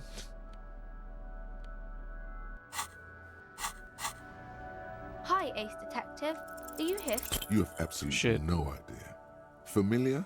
How? You must have forgotten something you heard again. Okay, time to go yell at the mom. Let your child in, damn it. What have you found? And also, do buy the books. There may be teachings in them. All the pressure has made Annette really anxious. You know she's been chewing her nails? God, I've told her not to do that. It's disgusting. And I told you to mind your own business. Clearly, you have no idea how hard it is to raise a girl in this economy. This economy is a mysterious force, like cosmic weather. Mysterious and harsh. I don't think she can do anything about it. She can, if she has enough willpower. This is what's called growing pains. Life isn't easy. Life doesn't give breaks. Come on, ma'am. It's obvious she can't do anything about it. You are placing an unnecessary burden on a young child. What you're doing is wrong. Even I know that, and I usually don't know anything. She stands stiff and severe, silently fuming. 10 or so seconds pass without change. Oh no. Hold on. I need to invite her inside and apologize. She must be freezing out there. There. I don't know what to say to you. My husband, he tries to teach me business lessons. I have what my mother called a dull mind. All this stress. It sounds like both the husband and the mother treat her the way she treats Annette. You're like Annette to your husband and your mother. Oh, well, my mother was horrible, of course. Absolutely perverse energies around that person. But my husband... My husband is completely different, of course. Is this husband Annette's father? Yes, my husband is a successful entrepreneur east of the river. If only he were more involved in the business we're running up here. No matter. Soon we'll both be off for Grand Couronne. Wait, Grand Couronne? What's that? It's a proper place to live. One of the most peaceful neighborhoods east of Jamrock. You may know it for its massive housing projects. Your head feels light and dizzy. A cold breeze caresses your flesh. Monstrous buildings loom over Grand Couronne. A cold wind howls in the empty halls of homes built upon delusions. There is no life in Grand Couronne. No one can afford to live there. Most of the buildings are empty at the moment. It's a great opportunity to get ahead of the crowds. Better times ahead for sure. And your husband's also involved with the bookstore? He made the initial investment. Since then, he's been what you might call a silent partner. Is she an only child? Yes, I'm afraid so. A real treat she is. It would be nice if she had... No, we couldn't have afforded more children, really. Not in this economy. A glimmer of sadness blinks through the well-crafted exterior. Why not? We're quite busy people, you know, my husband and I. Quite busy. Children are a lot of work. You don't look like a father, so I don't expect you to understand. I'm sorry. I'm sure you do understand. You told me she doesn't go to school anymore. She's been too busy, helping me here. So she studied at home this trimester. This is a temporary solution, of course. I assure you, I of all people understand the importance of education. She will be back in school the moment the store takes off. Alright, something else in mind. The woman looks aloof, her features much softer. Occasionally she glances at her daughter's silhouette.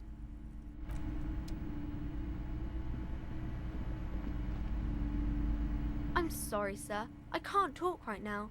I'm very busy with my homework. I have so much homework now.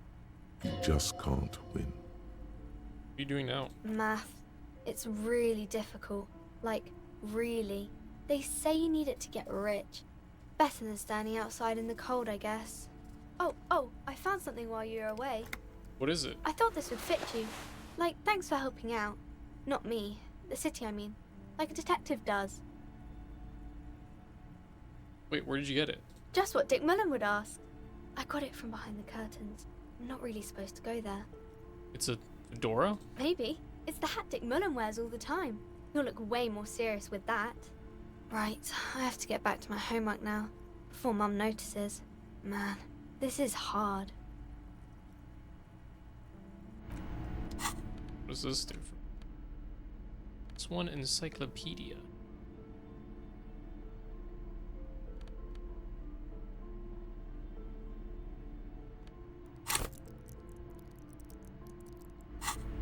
I mean, fuck it. Gave it to me.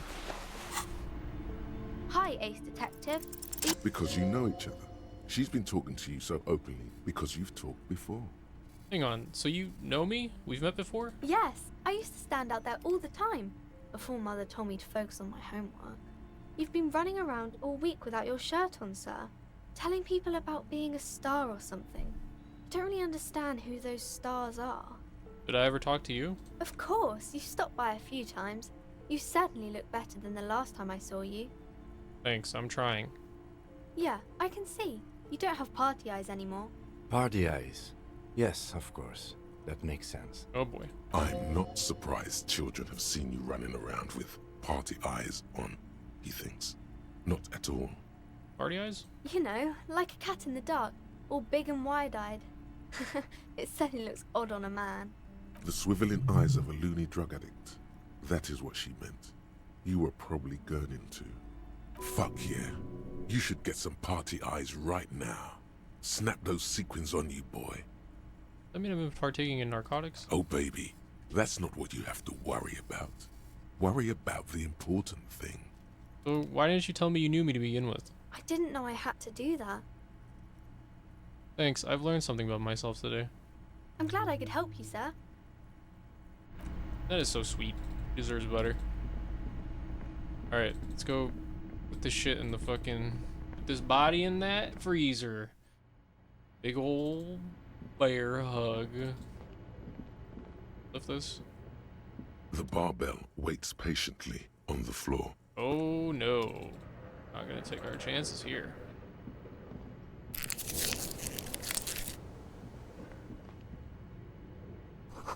Always blocked by old window panes and debris.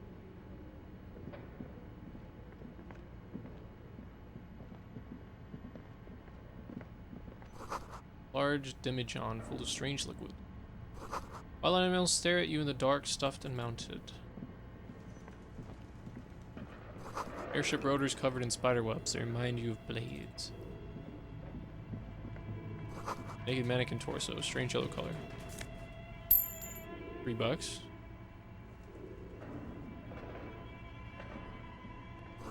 Blue velvet, soft to the touch, moth bitten. Some more money. Skis with slipstream printed on the top, laminated top layer. Steel rotor blades bearing a slipstream logo. Production schedule, film and memory.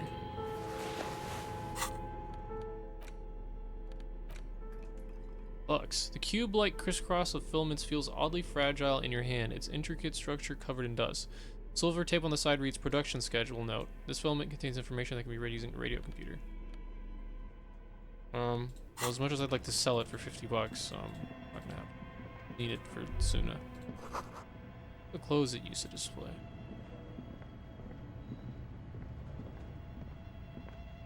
This appears to be some kind of machine with a cube-shaped heart and a wired framework. The keyboard has a rectangular on-off button. A piece of paper still hangs from the printer. A radio computer. Just sitting here without anyone inside. But we are looking for a fridge, and we are pressed for time, so... On the other hand, it's not that I'm not interested in abandoned radio computers. Think I should turn it on? Maybe the body has stopped decomposing somehow. I don't know. You're in charge of this expedition, officer. Is the lieutenant a little scared? Just now when he looked around. The machine lights up like some prehistoric animal stirring from its slumber, revealing fluorescent play and print keys on the keyboard. The hatch on the machine's central compartment is wide open. It's empty like a beehive without its brood. Some cables have been left dangling, disconnected. The filament you have would fit perfectly inside the compartment. Okay, no, I need to do this later. Your flashlight slides over an old green chalkboard. Some of the writing. Okay, no. We just gotta go. Developers of the most advanced RPG in the universe. Here it is.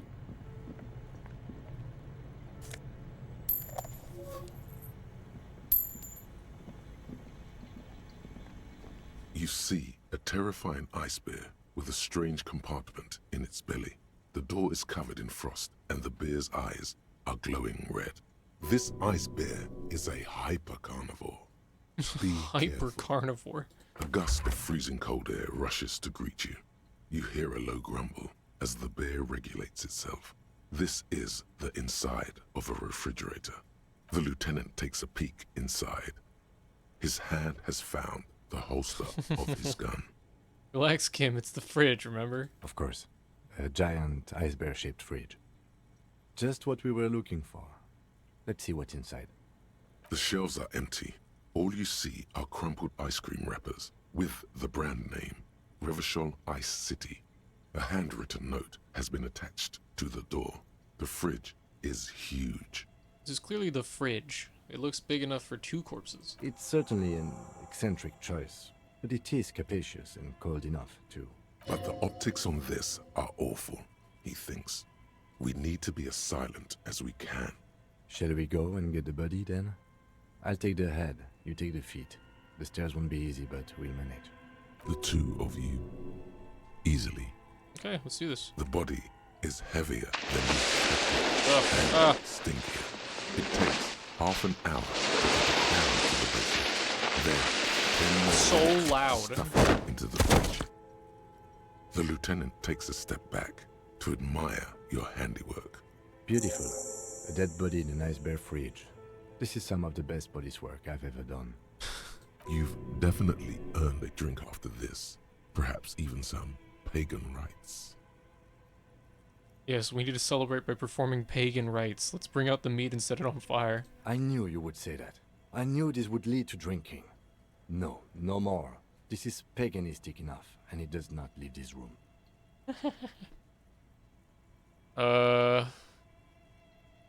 This is a glorious achievement, people. Okay, this is our best with the means at our disposal. Did we though? Okay, maybe we did. At least we've stopped the body from decomposing further. Now you can conduct another inspection under controlled circumstances. Inside the icy realm of the ice bear fridge, the corpse stands slumped, waiting. Tell me something, dead man. Shoot, Looney Rooney. How do you like it in the fridge? I like it a lot, brother. This really is your finest hour. Hell yeah. You're a genius. A regular Corporangelo. Come back later, Corpo. Amuse yourself with my frank manners and my memento mori features. If possible, also, see me in your dreams. You pocket the note and the little fridge magnets keeping it on the door. A friendly cartoon bear smiles back at you from a glossy cellophane wrapper. It looks nothing like the fridge, or the decomposing body in it. Good question. It looks like an ice cream fridge. Somewhere in the past, it's summer. 5-year-old Fifette lets go of her mother's hand, change jingling in her pockets as she hops towards the ice cream stand right across the plaza. So they tried to sell ice cream from the Piper Carnival. I know. What an unfortunate marketing choice. What is even worse, the bear is still costing them money to this day. The electricity bill must be catastrophic. On the other hand, it did help us with a certain corpse situation. Lucky us. Good question. Somewhere in the... As she makes her way to the market stall, the girl starts crying. A ferocious ice bear is guarding the fridge, its paws raised to ward off any potential customers. Her mother rushes to soothe her, but Fifette doesn't want ice cream anymore. She just wants to go home. The ice bear stares at them as they leave the plaza. A gust of wind flies one of the wrappers right past the sobbing girl. I know. What is it? The electricity bill. Lucky us. Well, might as well try again since we went through all the trouble. I will save though. But you know what? Maybe I can level up.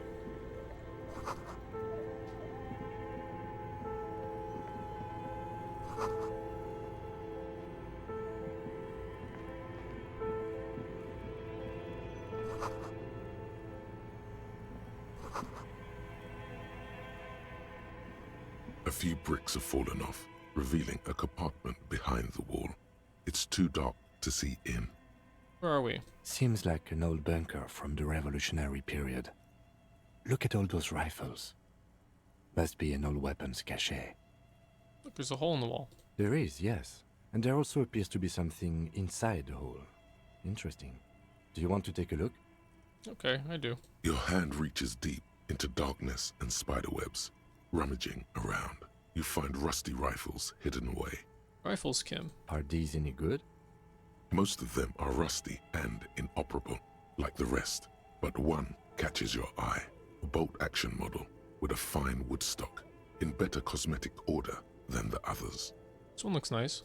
That's a rare sight. Seems to no longer be functional, but still a beautiful thing in its own way. What does this mean, a rifle here? It means there are firearms, albeit inoperable, still lying around in Martinez. It's an interesting coincidence, I would say. Might come in useful in the future. He likes this find. Kim like gun. Broken Bell Margrave from ages past. It's a 4-shot bolt-action military rifle with a wooden frame. Handwritten note you found from the giant ice bear fridge. It still bears some marks from the fruit-shaped kitchen magnets that were used to secure it to the refrigerator door. The note is written with a blue pencil on a piece of lined office paper. The kitchen magnets have left spots on its surface. Does it say anything interesting? This is tangential at best, but the lieutenant's detective instinct is still active. Someone has scribbled, S. I can't believe the off-site copy is still here. The illiterate ginger kid keeps stealing stuff from the studio, so I had to hide it somewhere safe. You'll find the filament memory with the off-site copy in the frozen ice cream maker.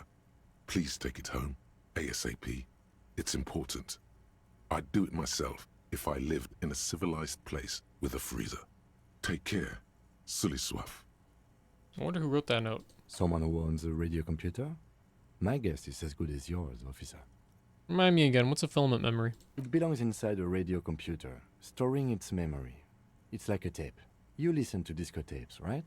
It's like one of your disco tapes, only for a computer. It's like the production schedule you found. Only this one's an off-site copy. Who's the illiterate ginger kid? Really? You don't have a single guess? Me and Kuno? Oh, I'm sure that child would love to get his hands on the filament memory. Even if he doesn't know what to do with it, he'd probably try to pawn it for speed, based on our encounter. Do you have an idea where the frozen ice cream maker could be? I don't know. I assume it's somewhere close to the ice bear fridge. Cool. Oh, I just need 1 point to level up, and I'm putting that bitch right into perception. Yeah. It is perception, right? Maybe I'll wait on that for a second. This orange machine is buzzing like an old submarine. It has a hand-cranked ice cream churner on top and an electric freezer that appears to be frozen shut. You slip your fingers under the frozen lid, but the ice is too cold for you to get a good grip. A pry bar would come in handy here. If you want to try again, then you need to have the pry bar in your hand, detective. Yeah. What's that? This orange machine is the ice squeezed beneath the pry bar. You think you've got the bar jammed in there pretty well, but the lid simply won't budge. You see the pry bar's metal handle. Yeah, well, that's a good pry bar. I'm not criticizing it, but this ice cream maker is frozen shut. It takes an advanced tool to get it open. Advanced? Where do we get one? I have no idea, officer. This ice cream maker isn't important enough to requisition a special tool. Sooner or later, you will stumble upon a tool mighty enough. Then we will know what's in this mysterious ice cream maker. Oh, I don't want to twist it. Oh. Oh. Before I head any further. The bear's This is eyes perception. are still glowing.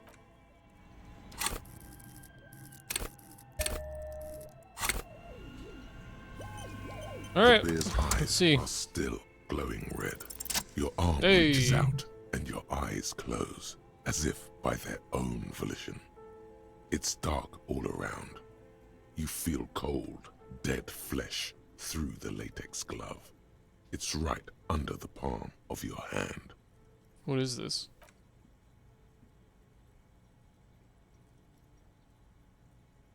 His face, his cheeks, his nose, his fat, swollen lips.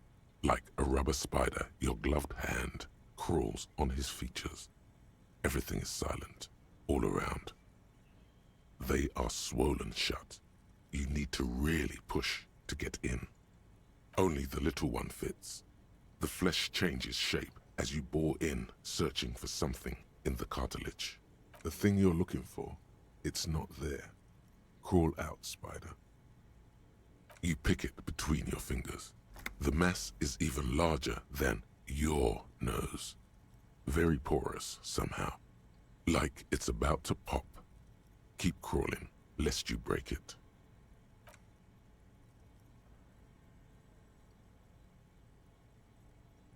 The oral cavity is cold and moist. A ball-like tongue attaches itself to the base of the mouth, lolling around like a scallop. You're on the right track. The tongue moves freely in the cavity. The mucus of the mouth is slippery, fragile, even through the latex. From the soft meat, teeth are budding. Hard pearls of bone in the gums and in the back of the mouth. Can you feel it? You're so close. Rip his jaws open now. Look in. A vision of black and dark red death, pried open by your hands and studded with teeth. Looks like he's laughing. Death fumes rising from his throat. And there, in the back of his mouth, above the bell of the uvula, right in the soft palate, you see a hole, barely visible to the human eye. It is swollen shut, almost vanished. No larger than 0.4 centimeters in radius, the edges appear darkened. Fuck yeah. Mm-hmm. Keep going. A black trickle of liquid runs into his throat from the wound. Your index fits right in there. A Ugh. tight tunnel of flesh Jesus. opens up. Tissue damage. Wide enough for 2 fingers. As you push both in, you reach through his mouth, right into his brainstem. Brainstem? Yes, that's what this part is called. You've seen the drawings. You've studied them. The basal ganglia feels clumpy. What entered here has torn apart his reptilian complex. The funk soul brother at the back of his head has gone dark forever. Damn. Your yellow fingers slide into the remains of the limbic system. There is no resistance. It's gelatinous. The slug-like structures are damaged too. The tearing extends deep into both hemispheres. I am feeling around his fucking brain. The ululations of the limbic system have ended. All is quiet. There's a cavity cut right between the hemispheres. The lieutenant answers with the sound of his pen on paper. Your fingers are all the way in now, reaching toward the inside of his skull. The cavity goes further, but the entry wound isn't wide enough for the rest of your hand to follow. All the muscles in your body harden. Time to enter him. I don't want to punch a hole through his mouth. Your fingers reach toward his skull. His cerebral cortex feels like jelly. Cold jelly. Strange fluid streams down your wrist as you push deeper. Ugh. Until you feel it on the tip of your finger. Ice cold serrated metal. Its edges cut right through the latex and into your finger. The pain is barely noticeable under the adrenaline rush. I feel a solid object right under the skull. Can you get to it? Inspect the skull first. There's a tiny crack, a protrusion in the cranium, right in the back of his head. Your finger must be pointing straight at it, from the inside. Jesus. The object that is in there stops just short of the skull, in the encephalus, knocking this tiny fracture into the cranium. We have the makings of a very small exit wound here.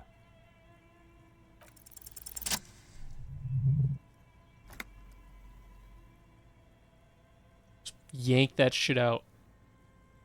You Jesus. pick the object between your index and middle finger. Feels sharp, like metal. You press your teeth together. Your jaw is clenched. All you need to do is just... Got it. Good. The inside of the head feels cold and smooth, like a glove. Sweat dripping down your brow. Careful not to lose the prize between your fingers. With a plop, your hand emerges from the mouth. The garden glove is covered in blood right up to the wrist. Between your fingers, a small flower, a blossom made of lead. A bullet.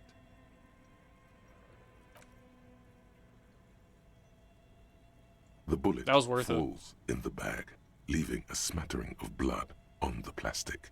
He raises the bag under his eyes and says, A non-caliber. Rifled. Some kind of brittle alloy. Fractured on impact.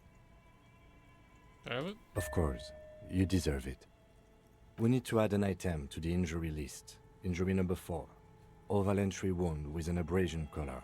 Soft palate, back of mouth. High velocity. Temporary cavity in brain tissue. Small exit wound on the occiput. How does that sound? Sounds like heaven. Oh, sounds about right. Opinion, fatal injury. Still not sure. Goddamn right. And one last thing. We can now fill in injury number 3. Ligament mark. Opinion non-fatal. Post-mortem. Treatment. Treatment? As I said, treatment is an attempt to manipulate the body after death, to hide the real cause with a false cause. In this case, this injury here. The ligament mark, the fractured hyoid bone, it was all treatment. Yes, and the belt around his neck, the hanging, even dragging him to the yard. All of it was done after this man was already dead. Dead. Dabba doop doop. Dead. Think so? I did not just come up with this. I have had my doubts since we found no signs of struggle on his wrist. No claw marks on his neck. Why? Why didn't he fight for his life? There have been other signs too. Small things. We were right not to assign hanging as cause of death, as the perpetrators expected we would. No such luck for them. We didn't fall for it, he thinks. There's pride in there. Who would do this? That's for us to find out. But this, it will make finding them just a little easier. Why would anyone do this? To hide something. The real killer? The real motivation? What really happened here? I think I need to wash myself. Oh, you really do. I am glad to hear you say that. Your room in the Whirling in Rags should come with a bathroom. Be sure to make use of it in the evening. Maybe the bullet holds more answers? Yes, we should take a closer look at it. I am certain it has more to tell us. This little thing could reveal much about the weapon that shot it. What happens next? We bag the corpse and carry him to the holding pen of my kinema.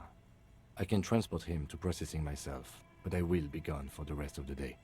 You'll be gone? What should I do in the meanwhile? Work on the case. Tend to personal matters. Try not to do anything too dangerous. An officer needs backup in a neighborhood like this. I'll leave that choice to you. And one more thing. Great work, detective. Thanks, Kim. Okay, hang on. Let's, wash off the death smell. Okay.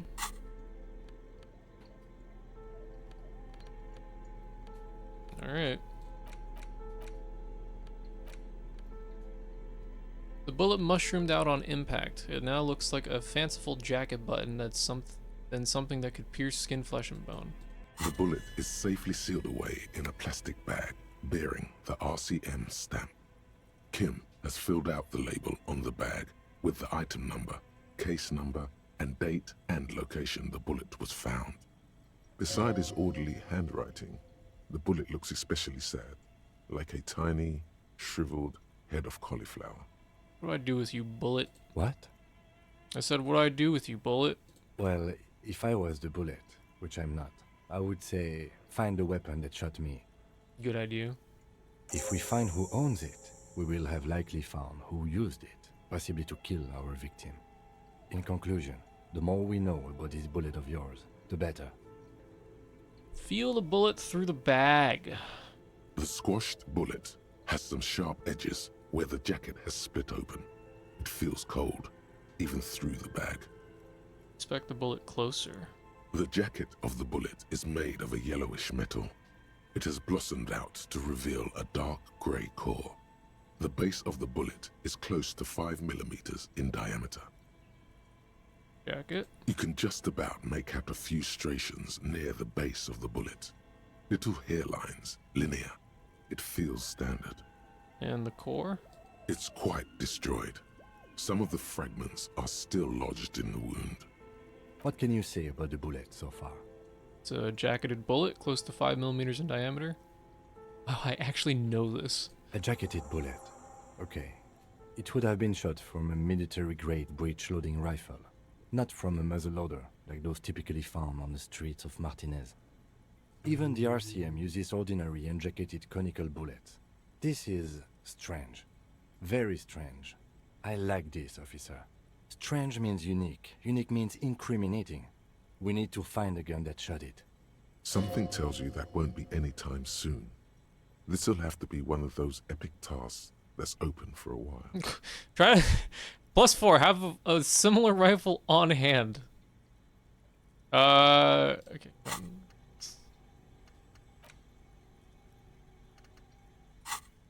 Look at it in a second. Oh, hey, somebody's in chat. Hello. Guy Purgatory. Time for some cocaine and hookers while Kim is gone. Unfortunately, this is a drugless run. I don't like using the drugs in this game. They make me feel like shit. It's like, damn, guy's out here trying to make his life better, and then I'm just like, yes, I need the stat bonuses. Sorry, time to fuck your life up more. Hang on, let me just examine this.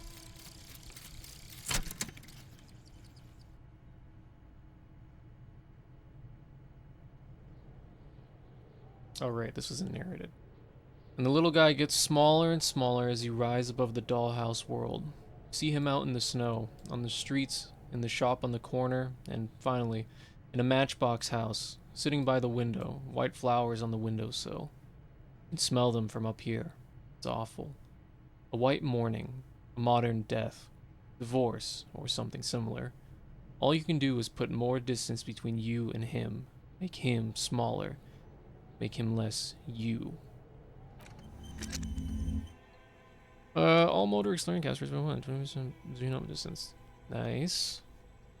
Nice. I like how I can keep looking around here. I can zoom out so far. Alright, well. Don't have any skill points to level up. But can always do that. The bullet later. is still safely sealed away in a plastic bag bearing the RCM stamp. Alright, well, give it a shot. Nope. You can't remember what happened last week. What makes you think you're going to remember arcane firearm models? Well, that's just, you know, next time I level up. Give me 59 skill points or 59 XP and I'll get back to you. Can I talk to this guy again? The bear's eyes are still glowing red. It's guarding over the freezing corpse hidden inside its belly. Shoot, Looney Rooney. Well, I don't need to shoot. You already got shot. Come back late. Alright, well, I thought he'd have something to say after figuring out he got shot in the head, but whatever. A thick layer of coal dust covers the furnace, coloring it pitch black. Looks like this furnace has a face, and it's a face of agony. What is this thing? Furnace? Looks like it. Looks like an old central furnace used to heat the building. It's connected to the chimney. No one has used it in ages. No signs of any recent fire. Only dead rats. It's dark and grimy here. In the darkness you can hear chatter. It's coming from above. A voice, or several voices, talking to each other. Near the smoke chamber, upstairs. The echo is so prominent, it's impossible to discern what the voices are saying, or what's producing them. What are you doing? I'm not sure, Kim, but I think I can hear someone upstairs. Wait, really? We should investigate, see if someone's upstairs. Your hands with coal. Okay. A lush layer of coal now covers your skin, sinking into the wrinkles. Your hands look ancient. You feel the spirit of Ramut Karzai, ancient hero of Grad, pulsing through you. All that's left is to cover your face in war paint. Hadramut Karzai. Smear your cheeks black with coal. No, this is a bad idea. Fuck it. 3 dangerous stripes appear onto your cheeks, telling stories of your wild soul. What are you doing? This might be like racist. I'm gonna, yeah. Yes, it was. Voices I heard, maybe it's the malignant entity. Plaisance said it lives in a chimney. You're right. The rooms do look like they're connected. But malignant entities don't exist. At least not the supernatural kind. Then what was the chatter you heard? Oh shit, 92%. I could still fail this if I roll snake eyes. Something breaks loose in you. A mighty bellow echoes throughout the chimney's depths. The chatter of tiny voices above suddenly cease. Then, Hello? You've awakened the entity. And it's a woman. Of course. The malicious entities are always women. This is the police. Who's there? Hello? Did you say anything? I can't hear you. Please come upstairs. There's a safety curtain on the 2nd floor. I'll open it. You hear a low rumble upstairs. The sound of a curtain being pulled aside. After you, officer. A hollow ring echoes through the furnace. Your toe hurts. That hurt a lot. Like, what the fuck? A thick layer of coal dust. Okay. Like, get some shit. Yes, this. 2 cables are plugged into the breaker box. The red one leads to the ice bear fridge, and the black one to the ice cream maker nearby. You know what? I'm not gonna mess with that. Insane mesh tank top. Wires running into the breaker box.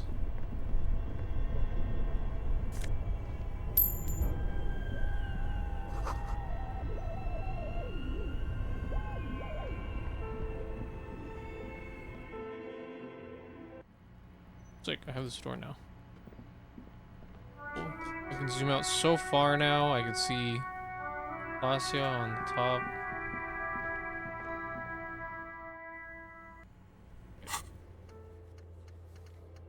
So, processing. Open the apartment over Everard. Find Morel.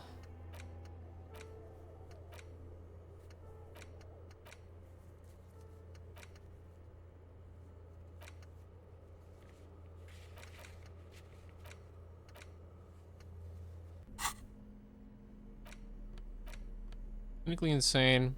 Where did you even get that one? No, really, who put it in that drawer? No further comments. Wear it at your own risk. I need drama for something. Get around to it. But I don't think I do. So, let's go talk to the dice lady. How do I get up there? Oh, over here.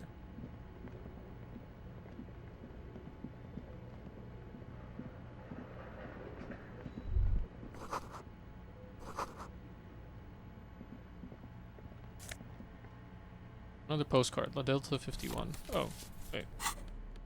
That's this year. Sunlight has made this postcard almost completely sepia-toned. Midtown traffic passes. Overhead, the ghosts of skyscrapers disappear into a beige midday mist. Vapor rising from the delta on which the district was built. Postcard is prepaid. Okay. Hello. This tray is full of dice. Colorful polyhedral dice. Hundreds of them. Candy dispenser has been repurposed to contain thousands of dice. Hello, I'm Nia. Did you try knocking on my window? I must have missed you. I've been listening to my Milius. So what kind of die are you looking for? Could this be the malicious entity? Perhaps it's wise to go along with this masquerade for now. She's got a direct view to the backyard. You should interrogate her about the lynching. Hold on, what do you mean by milieus? Yes, a Milieu is like a call-in station. You need a two-way radio to access one. That's why I have these. Mostly, they just teach you to swear in different languages. But some of the stations can be quite interesting. I was so absorbed, I must have missed you knocking. You must have me confused with someone else. I haven't knocked on your window. Then how did you get inside? By the south entrance? You know what? It doesn't even matter. What matters is that you're finally here. Let's talk dice. Did you have something specific in mind? Asking me about dice. I'm a novelty dice maker. Tell me the name of your role-playing system and I'll make the die you need. That's why you're here, yes? Lancer RPG. As she speaks, Need her D20s and bone-like D6s, fingers please. fiddle with a ring. Her bones light, but her hands strong. Sure, I like role-playing games and I need some dice. Very good. My rate is 10 real per set, unless you want something really unusual. Take a look around and see if there's any particular stone you want to use. This person means you, or no one else, absolutely no harm. She will answer freely and honestly. How did you become a dice maker? How did I become one? It was a business decision. I was a regular jeweler at first, but that's an unfocused field with too much competition. Some of my friends were role players. They asked me to make some polyhedral dice out of cobalt. That was my first order. I grew it from there. Do you like role-playing games yourself? Not especially. I like working with rare materials and a steady pay. And role players as customers? They're nice people. She's thankful for the security they provide her.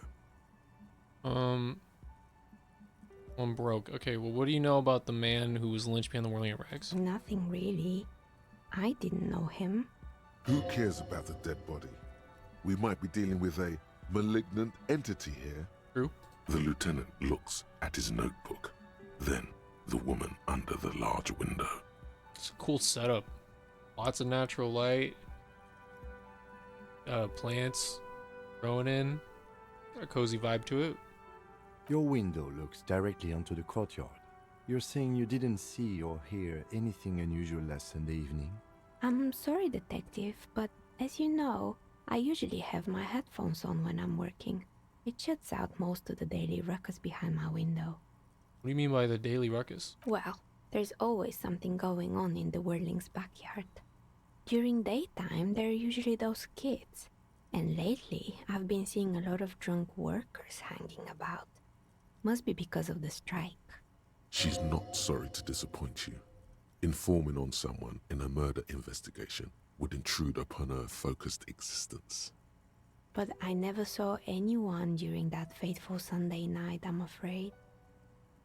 And you never took your eyes off the work to look out the window? I might have, but in this case, all I would have seen is my own reflection staring back from the darkness. It's really hard to make anything out in the yard when it's dark outside. Besides, I rarely get up to look out the window when I'm in the zone. You often work Sunday nights? It's an odd profession, making dice for people. But I like it, and I prefer doing this to sitting at home. I see. Thank you for your answers. She nods. Anything else, officer? Hey, where are we anyway? What is this place? We're inside the chimney of an old central furnace. It's strange, I know. But when I arrived here, all the other rooms were taken, so I had to build myself a makeshift home. Besides, I don't really have to pay any rent here, so that's a plus. True. Plaisance was right. There's an entity living in the chimney. You should ask her about the curse. Creative. I've heard this place is cursed. Did you know that people call it the doomed commercial area? I've heard the stories, but I don't think those stories are true. Wait, how do you explain what happened to all those companies then? It's just capitalism. We only hear about tales of success, so it's often surprising to realize how many ventures actually fail. Plaisance is the one who sent me. She's convinced that the place is soaring with malicious energies. Plaisance, the bookshop lady? I've heard that her business is doing rather well. Have the energies spared her somehow? Actually the bookstore isn't doing that well. There are hardly any customers and she has to exploit her own daughter to keep the company going. Oh, right. But it's not just the bookstore that's still up and running. What about the Whirling in rags? Some people say it's part of the building complex. Hold on, the Whirling is part of the doomed commercial area? You could say so. Both houses were built at the same time and under the East of the Commerce Central project. Right, the Whirling doesn't really look like it's cursed. And then there is me. I've been here for 14 years, selling novelty dice to role-playing enthusiasts. Not exactly a million-real business idea, yet somehow I've survived despite the talk of malicious energies. Strange, isn't it? It's because she's in cahoots with the demons. Plaisance thinks it's because you're the source of it, a malignant entity. Malignant entity? What does that even mean? Some kind of sorceress? What about you, officer? Do you think I'm the malignant entity? The jig is up. The she-demon knows you've uncovered her true identity. Time has come to face the source. Fear not, for the forces of the universe are supporting you in this psychic quest. I'm not sure. This world is a puzzling place. I think it still might be you that's causing this. So I'm the Grand Dragon in the cave. Might I ask what supports this claim? There's something ghostly about you, ethereal even. Ethereal? Thank you, but I think it's just the lighting. No, it's the troubled color of her energetic vibrations. No, I mean your energetic vibrations are off. I sense tragedies in your past, darling. Of course you do. Show me a person in Martinez who doesn't have any tragedies in their past, and then we'll talk. True. If you ever find a way to explain all those inconsistencies in the curse, then let me know. Plaisance needs to hear about this. Perhaps if you combine your psychic energies, you will make sense of the situation. Do you feel that? Yes. Of course you do. You don't even know what it is you're feeling, but you can feel it. That's the mark of a true remote viewer. There's a thought for this? Or what's happening? The time has come to connect to RVD HQ. By establishing a connection, you'll have proved yourself worthy as a remote viewer. Everything all right, Detective? Shh. I'm trying to connect with the remote viewers division. This again? Come on, detective. The joke has gone on long enough. Ignore the lieutenant. He's never connected with anything paranatural. You're on different planes, metaphysically speaking. It takes time to block out the sounds of the world. But once you do, it's like you're on a wavelength. Not like any natural wavelength. No, there seems to be something on the other end. If only you could listen closely enough. Oh, for God's sake. This is a bunch of... Bzzzt. Do you copy? This is RVDHQ. Anyone there? RVDHQ, this is Firewalker, reporting for duty. Can it be? We haven't heard that name in ages. Welcome to the RVD, Firewalker. Bzzzt. You are a special man, and definitely not imagining it. This is great. Close your eyes. Let the consciousness surge forward. A sharp pain fills your body as the inner eye opens violently. A cascade of presences, some benevolent, some malicious, flicker into existence around you. An ocean of souls, different minds, different languages. There are so many of them, and their thoughts are so loud. It's scary and hard to control, but rubbing your temples with your fingers seems to help a bit. Do that. Yes, good. Now you just need to concentrate really hard. Okay. Fuck analyzing the bullet. I want to join the remote viewers division, so that's what I'm gonna fucking do when I get a skill point to level this bitch up. Hell yeah. Back to Plaisance about your findings. Okay. I think I'm gonna report back to Plaisance and then put the stream because I've been streaming for 4 hours. It is, what time is it right? 2:13 a.m. I'm tired.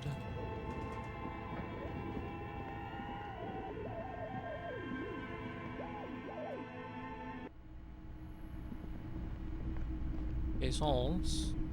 There is no entity. What have you found?